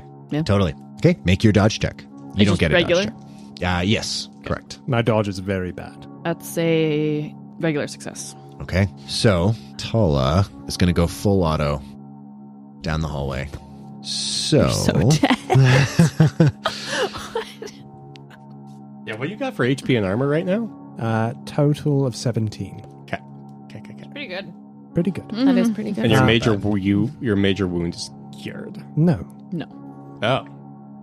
But she reacts by going into the mask. I react by the last thing I see, having these idiots kill my friends. Right. This is non-negotiable for me. But if we get back to the ship without lift, Doug ain't going nowhere. Doug ain't going nowhere. so I'm actually just going to say he's going to get 3 volleys Okay. of 6 bullets each. The first one, we're just going to do a straight roll. And this one is just not going to hit you, Glade. It's potentially to hit you. All right? It's going to be a straight roll. It's a success. Half of the shots fired hit the target on a regular success. So 3 rounds hit you. Okay. What is he rolling? What is that? Yeah. A D what? A lot. It's a D a lot. Oh. 3 shots hit you. You take 18 points of damage. Holy shit. I die. How many Armor do anything? I have 9 plus 8, which is 17. Right. So it will go hit armor plus me, and then Plus hit 1. dead. So does that mean that you check off the dying box and you need somebody to heal you? No, Stabilize I think you? I'm just dead. Let me confirm that. Damage is more than maximum hit points. Yes. It says death. Yeah. The mask.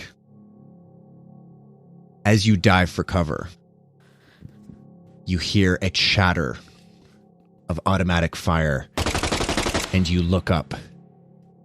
And even through the little eye slits that the mask has to see through, there's this blink as this spray of red hits you.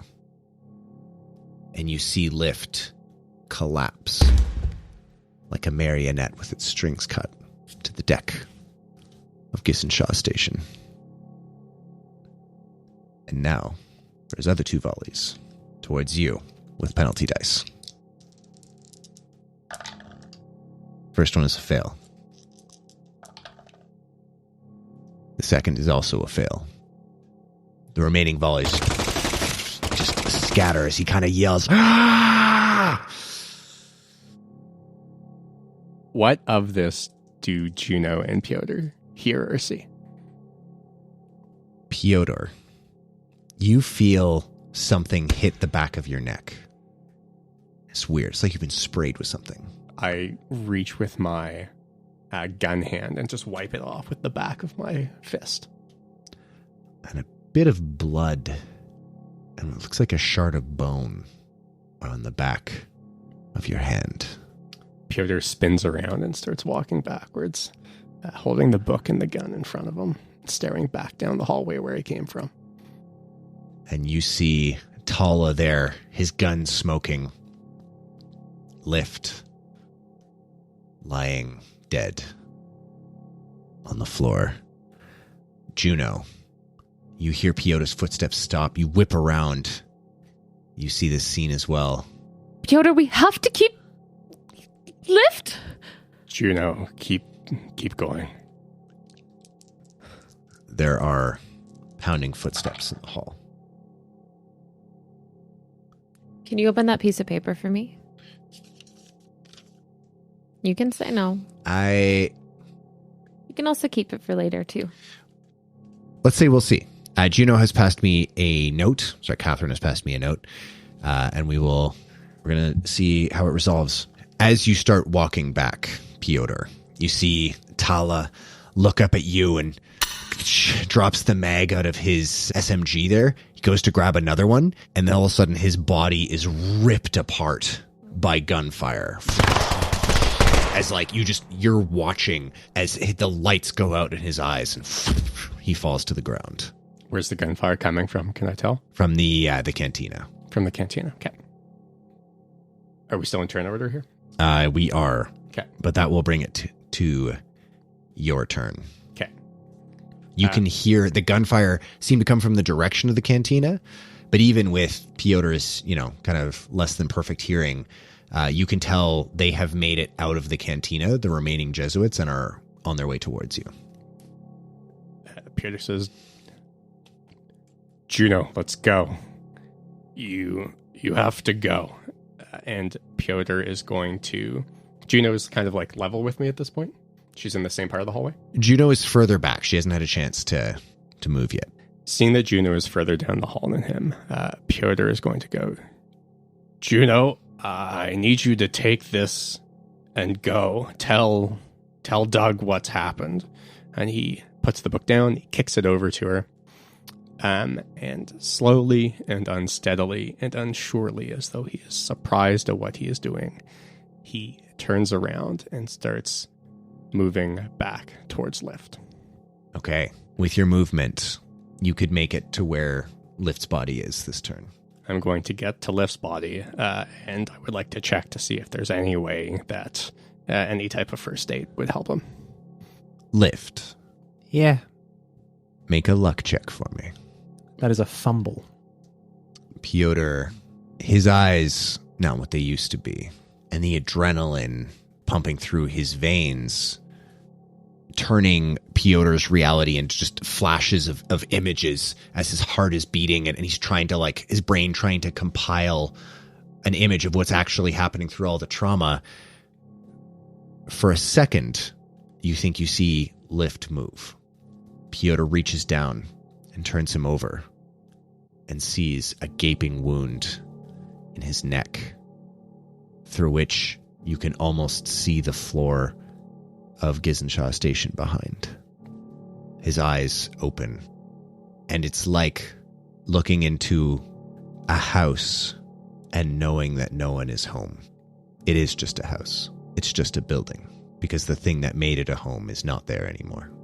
Pyotr nods and looks at where Lift used to be and says, I didn't have many friends. Goodbye. I think that's the end of my turn. Sorry, guys. Can I say something? Of course. Pyotr, if you're there and you're next to me, in my one open hand, where I would have used to plant a grenade. In the other, closed tight like a fist, you'll see a blood-drenched bag. And coming out of it are just tiny, shiny rocks. Pierre grabs rocks. You pick them up, and the sounds of screaming and gunfire fade away for a second. And then just the sound of Lift and Doug in another room of the Violet King Henry. Their laughter as they share a joke that you didn't hear echoing down the hallway. Take the rocks, put them into your pocket. Glade, the mask. It's your turn. Lift lies dead before you, fallen to protect you. Your mask, what little skin is showing, and your clothes sprayed with his blood. Piotr has knelt down in front of him, has collected something from his hand. What is the mask doing? The mask is gonna slick back its hair with all the blood, take a deep breath, and then run the opposite direction. Okay. With the goal of getting to the ship. For sure. I would say from where the mask is currently, you could make it probably just around the corner of the crossroads of those two paths between the two docking bays and the main corridor that leads to the main body of the station. Next in the turn order, Lift. In a moment between moments, another memory resurfaces. And it's Dot, Tracy, Gord, Glade, and you're sitting around a fire. One of your few missions that you were able to enjoy some shore leave. And you all decided to not hit the town, hit the bars. Your one chance to get away from each other, but you didn't want to. And the fire is crackling and you're enjoying a moment of silence. It's not awkward, but when you've been through what you've been through with this team, you don't need to fill every silence. And then a moment occurs when you realize that this is a memory, and this feeling of cold starts to wash over your body as in the real world Lift exsanguinates. And you hear the crunch of gravel behind you, and you look and you see Doug, who looks down at you, tears streaming down his face. And he just lightly reaches out, puts his hands on either side of your face. Why?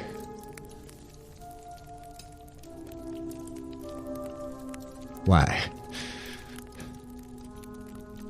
I finally got my friends back, buddy. I wasn't gonna let them go again.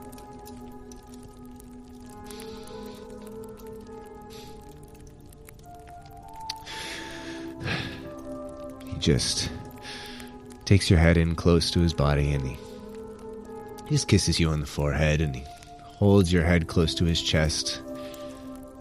He says, of course you wouldn't. You fucking asshole. You fucking asshole. I love you so much, Lift.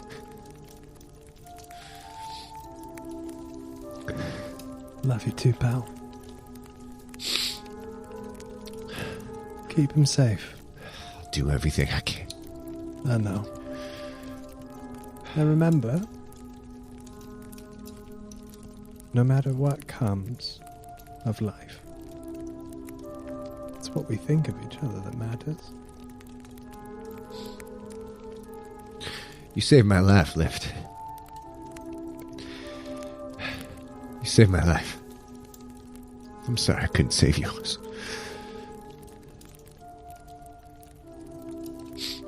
Sharing my oranges with you was the greatest joy I've known.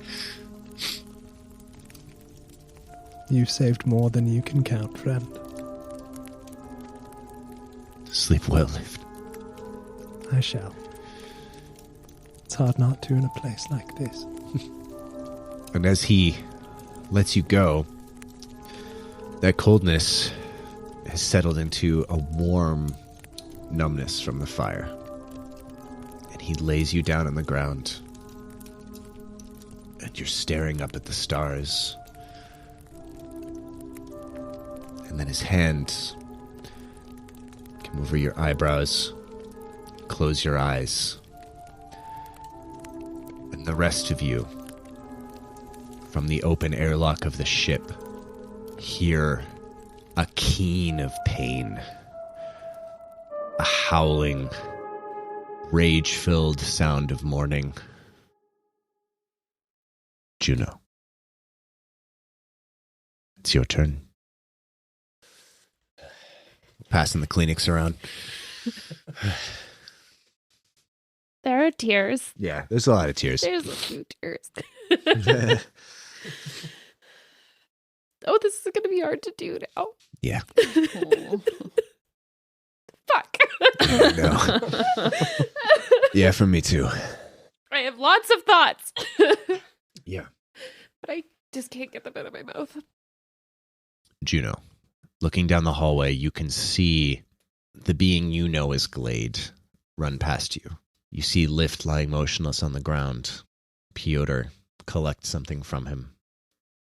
She is shocked, for sure. Seeing Lift on the ground. Piotr's done his action for this round, hey? Correct. Because he had used a reaction kind of as an action. For sure. Okay. The book, I will say, is at your feet. Is at my feet? Yeah. Okay. In this moment of shock, Juno definitely takes a beat just to take it all in. Piotr, we have to take him with us, but Piotr, can we take him with us? Piotr holds up the bag of rocks and goes, he's here, Faith. Okay. And Juno bends down and grabs the book. This is bigger than all of us now. Piotr, we have to go. We have to go now. I'm coming. And Juno runs to the ship with the book. Piotr, you can hear footsteps approaching the hallway. What are you doing? Piotr's going to run for the ship as fast as he can. So he'll make a con check here, which is not an extreme fail. Not an extreme fail? Yeah. So I think what we said was 90 and above, he'd have a heart attack. Okay. Or 95 and above, he'd have a heart attack. He did not roll a 95 and above. You make it to the corner, and then an angry hornet buzzes by your ear, and then another, and another. And you turn around, and you can see two Jesuits with assault rifles aiming down the corridor. Would you like to dive for cover? Yes. Go ahead and make your dodge check. I'm going to spend 1 luck to make that a success. Okay. 1 success, 1 failure. You take 4 points of damage. Whew. You never know. It's 18, Yeah. 3, 25, 2. So Piotr only has 10 hit points, but that's still less than half of his total hit points. So you don't have to make a con check. Great. As you feel these hornets zip past you, the realization that they are bullets hits you, and you can't help but turn. Your eye patch holding your one ear in place as you turn towards the bullet, and you can almost see the projectile blast off your other ear on the other side. You bastard. This moment, it cuts through your cheek and then just hits your ear. It's like blood just gushes down your face, and you manage to duck around the corner. Piotr thinks he says, "Ah!" But what Piotr actually says is, "Ah!" Because he can't hear himself. Because he can't hear himself, okay. You all make it onto the ship. The first thing that any of you would see when you get onto the ship is a shotgun just lying on the ground. And as you enter the airlock, you can just see Doug having slid down a wall, just with his head in his hands, just sobbing. Okay, the mask runs in. Cheer up, Duggo. Come on, let's get out of here. And, shit, what's the ship's name again? The Violet King Henry. Henry, it's time to go. Start it up. Doug had already requested that the ship's engines be cycled, but we are still connected to the station. The docking clamps are still in place. And how do we release those? We will need to either override the station admin, or we can just try to rip ourselves free, which will undoubtedly cause fairly significant damage to the ship. And how do we override? We will have to do that from station admin. Well, we're ripping free, everybody. Very good. I will prepare the engines. Where is the captain? Henry, it's Piotr. Lift didn't make it. Doug's the captain now. Well, Glade and Piotr. Rollies. Decide the dice. Pick a dice. Pick a denomination of dice. 10? 10. Whoever gets higher. I got 3. I also got 3. Roll again. Roll these again. I got a 1? I guess that's a 10. That's yeah, a 10. That's 10. Yeah. Henry goes, Glade has been designated the XO of this ship. Therefore, Glade shall now assume the role of captain. Yes, I shall. And I head to the bridge. Okay. Piotr doesn't have the attention span or the blood to resist right now. Fair. The airlock closes. I am going to need somebody, and you guys can decide amongst yourselves who. You are going to roll a D8 of build damage to the ship. You've been true? rolling Also roll. high. Yeah, I know. I've been rolling I don't so trust you. fucking You've high. been rolling really high today. Go, Catherine. I haven't made a ton of rolls today. What did you roll? Interesting. Interesting. A 3. It's a 3. Okay, good. If you rolled a 5 or more, you would have rolled on the critical hits table. Good roll. Good roll. Good job, Catherine. Good roll. Yeah, well done. Good roll. The ship takes 3 build damage, and your landing gear is destroyed. Okay. But pulls away from Gizen-Sha station. You are immediately hailed. A communication request comes through to the ship. Henry says, there's an incoming communication request from the Deus Vault. I'm sorry, from the what? Ship designation Deus Vault. I don't know what that is. Am I supposed to know what that is? Answer No, it. you're not supposed to know what that is. Okay. Yeah. I didn't know if I was like, I don't know the terminology or... Yeah. Okay. Glade, answer it. Answer it now. Oh, darling. You're not the captain. And I turn off the comms. Glade,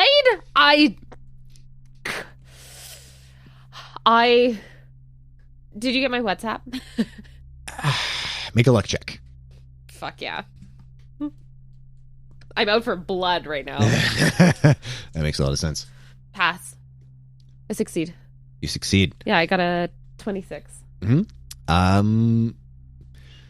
You manage to find one in the armory. Okay. I go to the bridge. Okay. Piotr limps into the bridge as well, holding up just like a towel to his ear, trying to stem the bleeding. Would I have been able to close the bridge doors? Would you have? Without meta knowledge. I trust you. I trust you not to metagame, but like, do you think that would have been something the mask would have done? Yeah, I think it's having a bit of a power trip, and it's kind of like, I'm captain, I'm in control. I'll tell you what. Highs or lows? Okay. Because I feel like if it's a power trip, the power trip might also express itself as, you can't even fucking touch me. Cool, yeah. So, Okay, that's fair. highs or lows? Lows. That's a 1. You arrive to the bridge, and it is sealed.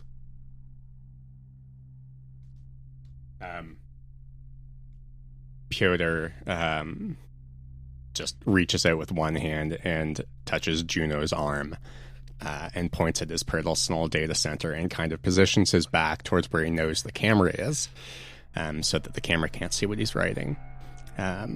And he just types out on the personal data center, only one way to deal with her. You have to hold a gun to your own head. And he's going to start walking towards the engine room. He's going to walk into the engine room and put a pistol to the engine. Okay. Piotr, go ahead and make an intelligence check with a bonus dice for me. And then don't announce the result. Let me know privately. This is already a hard game. We make it extremely hard on ourselves. You do. Yeah. I mean, I'm trying, guys. I know. But I also completely respect it. What does Piotr do next? Holds a pistol to the engine and looks up at the camera. And one hand still trying to stem the bleeding from his ear, and one hand with a pistol to the engine. Just looks up at the camera and shrugs as if to say, "You want to talk?" Or this comes up. Henry displays this to the new captain, the mask. And I'm going to come over there. I'm going to whisper something in Leah's ear.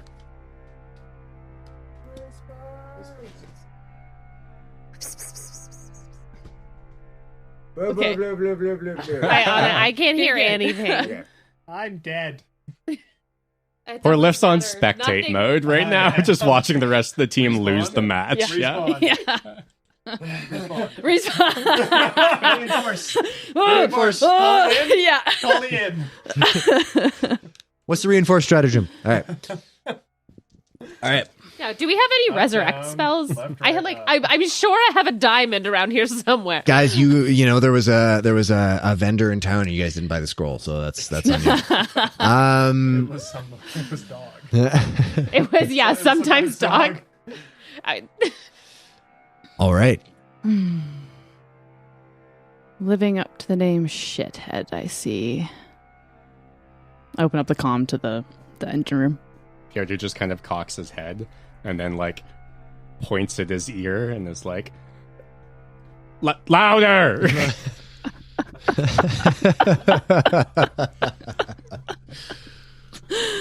Oh my god. My god. Henry, can you project my voice more? Certainly. Increasing volume now. To Piotr designation. What, pray tell, are you trying to do? Well, if you're the captain, we're going to need to discuss where we're going.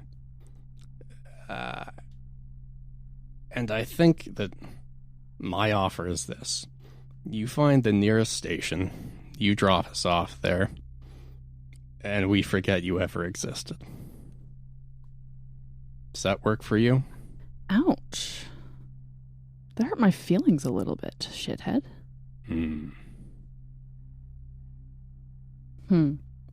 Well, you can do what you like. But right now, I think, after a little mishap on the space station, I think we all just need to calm down. Couldn't agree more. And I intend to do so at the nearest station. So how about it? Where are we going? Well, I didn't know yet. But all of you are getting up in an uproar. So why don't you stop being so violent, Piotr, and let's just talk. I think I'll keep what leverage I have. Thank you very much. Leverage. Okay. She turns off the comms. Piotr keeps talking because you couldn't really hear her in the first place. In the bridge, you hear, Captain, Yes, Henry. we have been target locked. And how do we evade this? Are you a skilled pilot? Huh. No. No. Calculating. And a little bar shows up. And above the bar, it just says, how fucked we be. And it says, understood. If I attempt to evade incoming fire, which seems to be a torpedo, I give us a 25% chance of success. And what happened to that incoming message? It is still waiting. All right, patch it through. Patches it through to you, and you see an old man with very thin, graying hair, liver spots, and make an intelligence check with a bonus dice for me. That is an extreme success. On an extreme success, you see he has provided this video so you can actually see him down to about the waist, and he's standing there, with his hands kind of folded just above his belly. And around his neck, on a white shirt, you see an amulet that looks very, very familiar. And you know exactly where you've seen it before, which is on Juno. Catherine has decided to play her I Know a Guy card. He says, "My name is Tenjin. I understand that you have the faith on board your ship. I pray that we can come to an understanding." Then he just waits for a response. If the mask has kind of discombobulated him in any way, he's not showing it. The mask kind of tilts his head. Tenjin. And what are you looking for? I am looking to ensure the safety of Juno. A little late to the party there. I come to proffer assistance. Can this assistance block a missile right now? That is our missile. Oh. Okay. So you want to blow her up? If I cannot protect her, I will ensure her entry to paradise.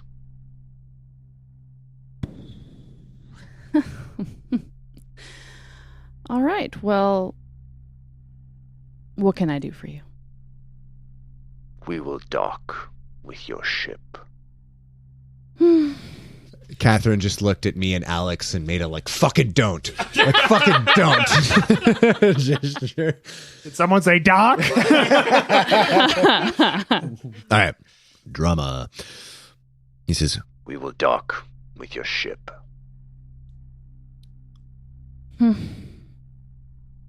seems my hands are tied, and not in the fun way. All right. I'd love to meet her mentor. he just tilts his head. She tilts it. It tilts it at the same time. As you're doing it, the mask, much the same way when you looked at the paladin. The mask looked at the paladin, there was this instinctive recognition of a similar style of mind. It's not exactly the same with Tenjin. When the mask looks at Tenjin, the mask is ultimately a predator. The mask's territory is Glade and will protect that territory. Would you say that? I'm sorry, I'm realizing I'm projecting. This is your character. Would you agree with that assessment? Yeah, you agree totally. with that assessment? Okay, very good. That's cool. So it recognizes another predator, and a dangerous one, and an old and wise predator. Something that, like, the tricks and the projection of confidence and danger that the mask is used to using to cow its opponents, it realizes it will just hit a wall. So even as Tenjin tilts his head and the mask goes to mirror that movement, there's this moment where the mask has this feeling of, like, a little mountain lion cub pretending to stalk behind its mother. And Tenjin just holds the posture for a second and then nods and cuts the comms. And the target lock is not released. But the ship approaches, the Deus Vult. Ooh. Chills. This should be interesting. Henry, we're going to be docked. Do whatever a ship does to make that happen. Very good. May I delete another one of Piotr's porn folders? No. Can Piotr hear this? No. No. Because he would have started shooting, let me tell you. So anyway, I started blasting. Yeah. Very good. Very good. I will disable the gravity drive when they get close. Give you warning when I do so.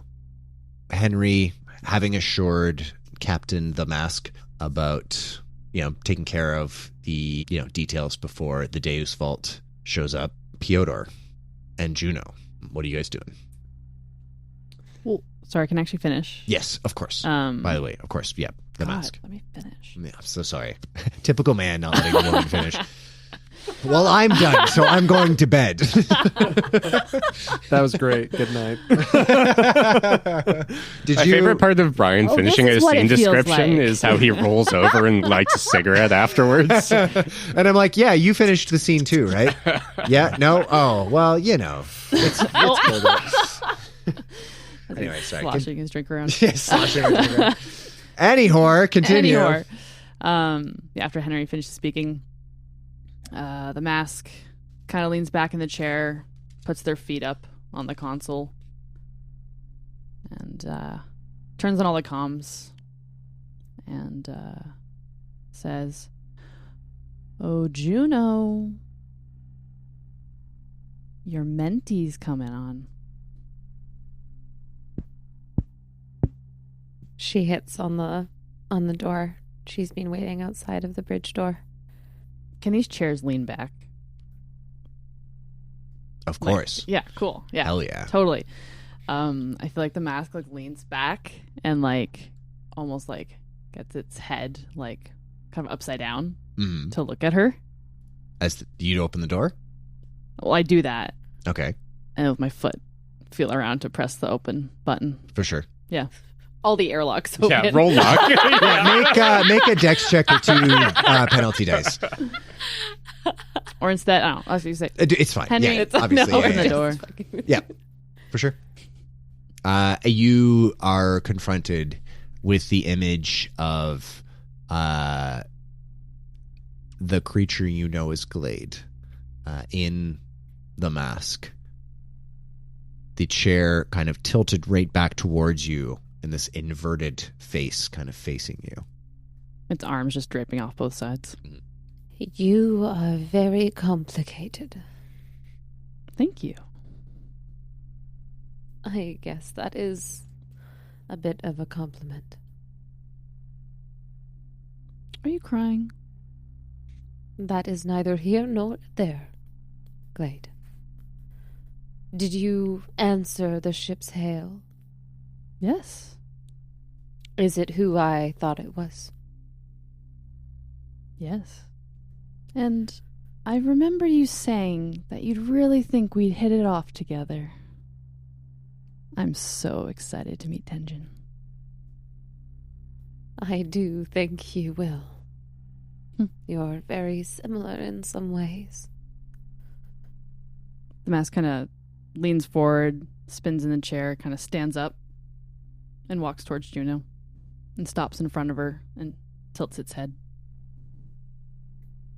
I admire this part of you, Glade. This mask all covered in darkness and blood, hatred and violence. The mask kind of wipes its hand on its mask and kind of is admiring the blood on their hand. It's oh, you like it? Juno looks cold, very, very cold. It is a carefully crafted shield. Can I tell if she's trying to do something? If she has something, a hidden agenda? Make a psychology check. Damn it. I didn't bring that mask. I'm going to spend 3 luck to succeed. Juno? So that's a success. Do you want me to roll opposing? Yeah, absolutely. Fast talk. Or, well, no, it'd be fast talk if you have an agenda. I could also say charm. I don't know if you have charm on there, right? Or persuade. But it depends. Persuade depends. is like you're trying to convince of them something that you think is... I don't think she's really trying to convince me. It almost sounds like she's trying to charm. Like she's kind of like just flattering me a little bit. Yeah, I guess so. I don't know. Depends what, yeah. Let's see. Is charm a skill? It is. Yeah. Well, I'll be fucked. Not by not having any charm, you won't. Not by... Yeah, I mean, fucking... Yeah, maybe I won't be fucked. Or as it's it fast turns talk. I out. don't know. It's, yeah. I just thought that was kind of felt... I felt like what that was a little Totally. I leave it up to Juno. I don't know what Juno's skills are Charm, in. fast talk. Up to So there's a few other things that I might be wanting to do here. However, previously psychology and psychoanalysis, in my case, have been interchangeable. Is that something you would allow here? Relatively, yeah. I have often allowed you to use them interchangeably because it made sense in the moment. Do you have a case for why you should be able to use psychoanalysis in this particular case to oppose? My case would be that like psychomanipulation is a part of that like therapeutic training as well. Okay. Reject it if you will. No, because I see where you're coming from. I recently, not too recently, but I somewhat recently had a conversation with somebody who worked in that field, and they actually talked about how, not lying, but how kind of like playing into a delusion to diffuse a situation was actually like becoming more normal in that. So someone is just like, yeah, I'm the king of the fucking world. They're like, yeah, absolutely. Well, my liege, take your fucking meds or whatever, right? Yeah, Glade, take your fucking meds. Take your fucking meds or whatever. Hey. Are you strong If enough for only. my strongest potion? I do love reverse psychology. So I can see where you're coming from. Leah, as a player, would you be okay with her using psychoanalysis in that context as opposing your your psychology role? Yeah, that's cool. Okay. Then away we go. Then it's a hard success. Which beats your regular success.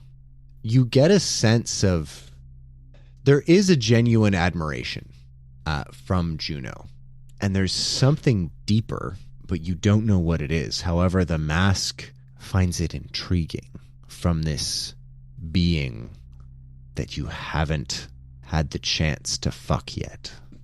Mask keeps listening. Okay, I have no... I need everyone to know that I have absolutely zero authority on this, but this is a continuing argument I have with other people. Scissoring isn't a thing. Well...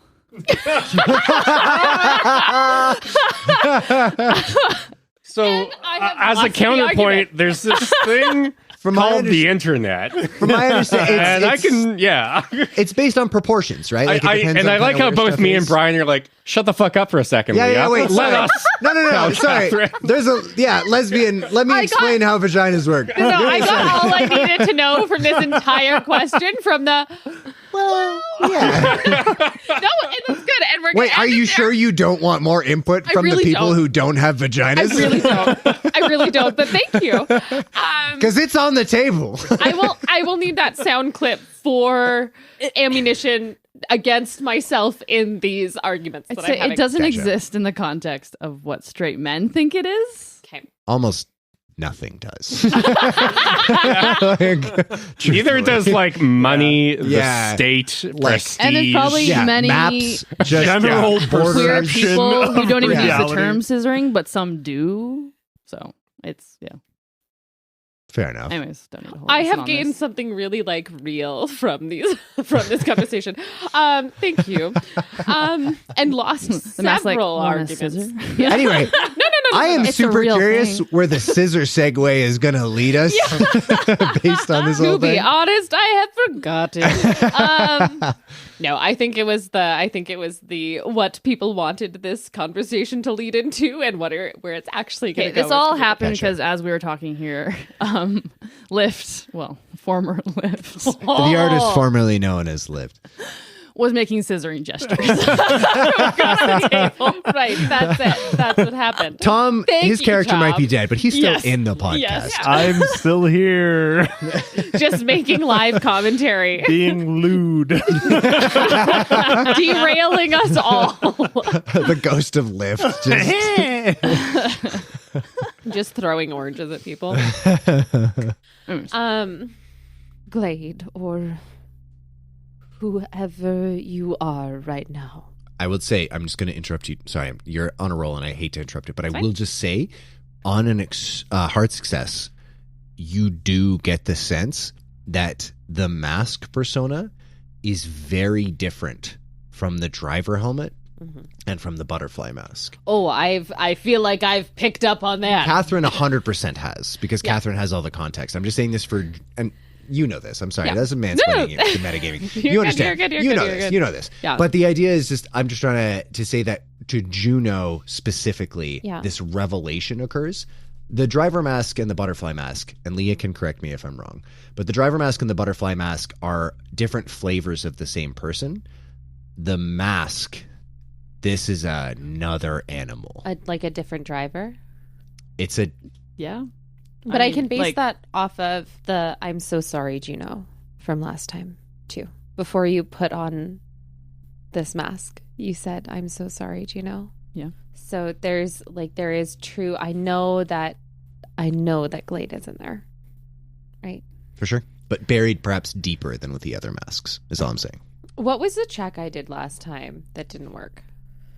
It was a you psychology. Tried to persuade. Persuade. Okay. Further to that end, it is a psychology check. She got a hard success. She didn't get an extreme success, but up to you.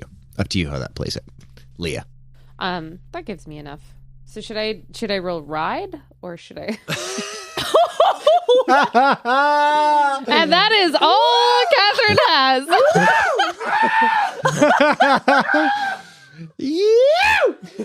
This is a Christian Minecraft server. Sorry, Dad. Whew, anthropology, babies. Let's go. It's warm in here. And Piotr's just making out with an oxygen tank somewhere. Piotr's still yelling at the camera. while holding a gun to the- Meanwhile, while they're having this whole interaction, we just see in the corner just a screen and just Piotr's like gesturing to the thing with the pistol and like He's actually like stepping back and forth, waving the pistol around, and, like, kind of delivering a soliloquy, which no one else can hear. And honestly, he can't really either. Might even be a haiku. Okay. all right. Okay. Thank you. But thank you for kind of clarifying, for answering some questions. Totally. So, Glade, or whoever I may be speaking with. Whoever you'd like. Well, you haven't been very agreeable. Did I hurt your feelings? It's your presence isn't about me. It's about you and protecting very vulnerable parts of you, and I understand that, and it's honestly amazing. I don't know any of those parts, and I don't need to. But hurting more people doesn't save you from pain or heartbreak. I only hurt who I must. And I commend you for that. That man with the scars, He deserves everything that comes to him. And to deliver innocent people to what they so grossly call angels, Intriguing. You have done something to save and protect us all, perhaps. But now you're safe. I will not hurt you. And I, to be honest, don't know if Piotr is capable of hurting you. So you can put down your guard. Even just a moment. The mask reaches up its hand. Right or left? Left. To go to touch your face. Gino lets it happen. What if I like to be hurt? That makes sense, actually. When we believe we don't deserve happiness, we find peace in pain. It's something I do to myself. I believe honestly, I've been wishing to die in some type of noble gunfire because I know how many people I have failed. But people who have done wrong don't always get this noble death that they deserve. Lift did. He was fighting for something, and I don't know what, but something he believed in and needed to do. So you can like pain all you want, but I know there's part of you that wants softness too. One that has soothed fears and anxieties of mine. One that's been solid through tumultuous times. And you take whatever you need now, but I need that solid Glade. And I need that Glade to know that she or they or whoever you are right now is safe. The mask steps in closer and puts both hands on your face.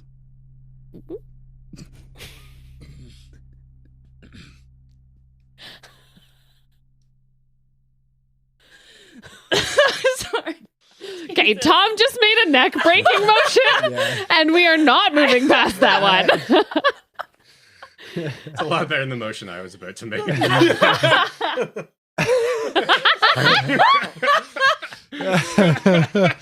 Makes head to crotch motion. You're all terrible. Yep. Okay. I think we finally broke Leah. You know, I'm not one to toot my own horn, but I would just like to say that I'm proud of myself for just watching, and it was these two knuckleheads. You hired us to do this. We've made $5 whole dollars. It's true. Fuck you, we've made $13. All right. That's revenue, not profit. If you make it $15, the mask can hold your face too. That's tier 3 of our Patreon. Yeah. All right. Okay. Let's.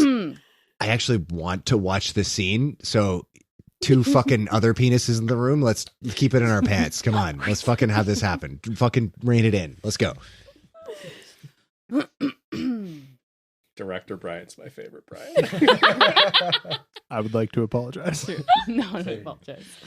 Director Brian is my favorite. You just want the sound clip. Okay. Director Brian is my favorite Brian. Yeah, Director Brian is my favorite Brian. Director Brian is my favorite Brian. Tala Brian is my least favorite Brian.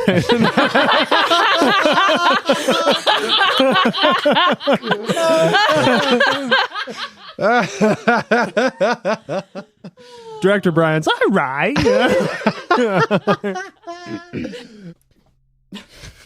You have grabbed both sides. Faith Juno Angovin's head. Well, I can be strong for both of us. It's what I do. It's not all about strength, Glade. It's often more about softness, about consideration, about care. Being strong is excellent for protecting yourself, but you bar yourself from protecting others in that way. You feel quite soft.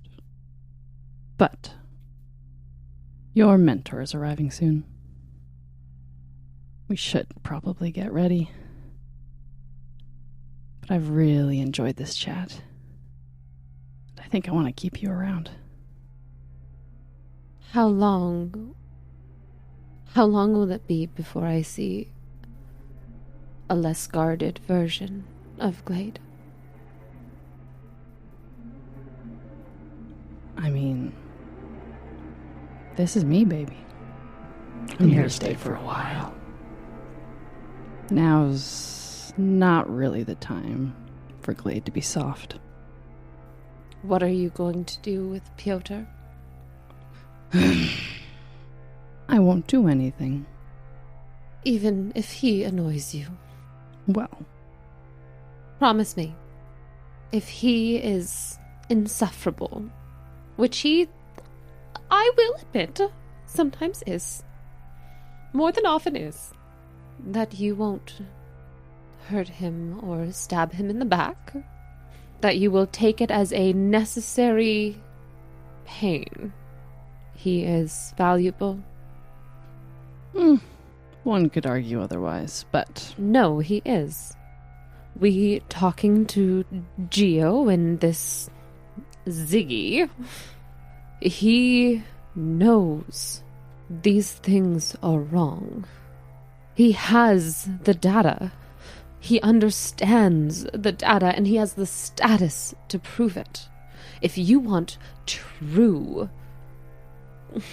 I don't know what you're looking for, whether it's revenge or just to inflict pain.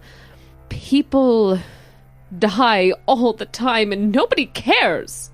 We saw that on the station in Gate City. People die all the time. People die for travel, to feed these angels and to feed themselves. So killing people doesn't make the impact that you think it might, but showing them where it hurts their wallets, their bottom line, showing them data will. He is valuable. So no matter how insufferable he becomes, he has to stay around. Do you understand? if we can stop talking about him, then fine. Good. You really do intrigue me. You intrigue me. Well, shall we get ready? Let's see what Tenjin thinks of you. The mask walks to the console to look out into space. Is there anything else that Piotr would like to do?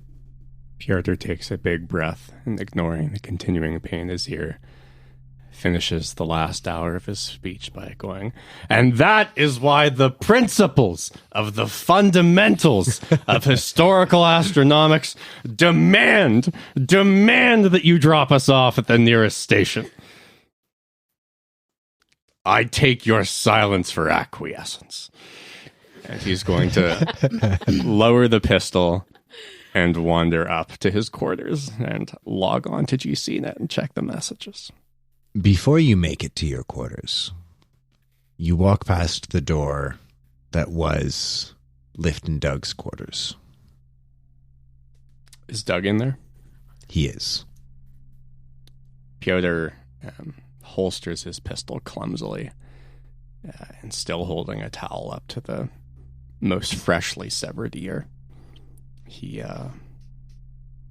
walks in and just stands in front of Doug and is awkwardly silent for a little bit of time. Kind of pats his hands against his thighs and turns around the room and brushes his hand against a bag of small, shiny rocks that is in his right pocket. He grabs those and pulls them out, walks over to Doug, and gently places them on his right knee and says, I don't know how you know, but I know you know he's gone. I'm not one for speeches, but I think he would want you to have these.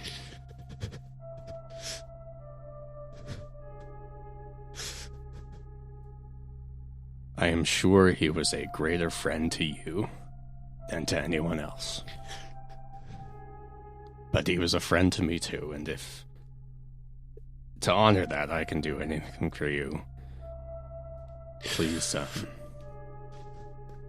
don't hesitate to let me know. Yoda.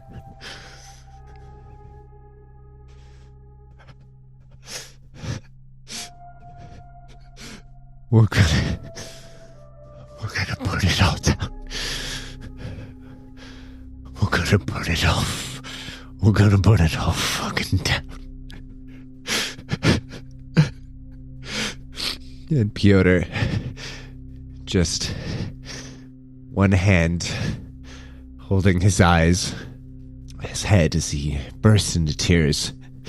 He just holds one hand up towards you, not looking at you. Piotr reaches out with the hand that just dropped the bag of rocks. And he grabs it and squeezes. And then he looks up at you with red, bloodshot eyes. And he says, Piotr, we're gonna burn it all to the fucking ground. Doug, we'll raise the whole fucking thing. We find ourselves looking at Glade. Or should I say, looking at the mask as it walks through the ship, preparing for Tenjin's arrival. The mask. Kind of almost a cheerful step in their walk. Just humming to itself. Stops and runs its hand through its hair, realizing, it's still caked with some wet, kind of goopy blood. And it puts its hand against the wall and continues to walk as it spreads it along the wall. Don't worry, Lift. You'll always be a part of the ship.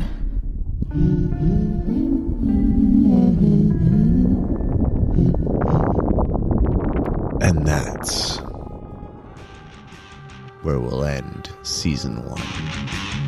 Or should I say, the prologue. Thanks for making it to the end of Season 1 with us. This podcast is edited, mixed, and mastered by me, Brian Gashgarian. All the music in the podcast is composed by me. Special thanks to Damien, Carlin, and Leah for their voiceover work throughout the entire first season. And to Alex, Leah, Tom, and Catherine for lending me their talent for this. You can find us on Insta, TikTok, and Twitch at The Stars Aren't Alright, or on Twitter at TSAA Podcast. This is not the end of the show. We have all sat down to discuss Season 1 of The Stars Aren't Alright, and that should be released shortly after this episode. Season 2 should be coming your way by the end of 2024, but in the meantime, there will be plenty of non-canon one-shots set both on the Promethean Highway and in worlds cooked up in the imaginations of our deranged cast. Expect to hear some fresh voices, to see some of our players take turns keepering, and to hear far more toilet humor than you ever expected you never wanted. But as a reward for making it to the end, I would like to remind you that the star-nosed mole has the fastest eating time of any mammal, taking just 230 milliseconds to identify and consume prey. Most of all, and as always, thanks to you for listening, and we'll see you next time.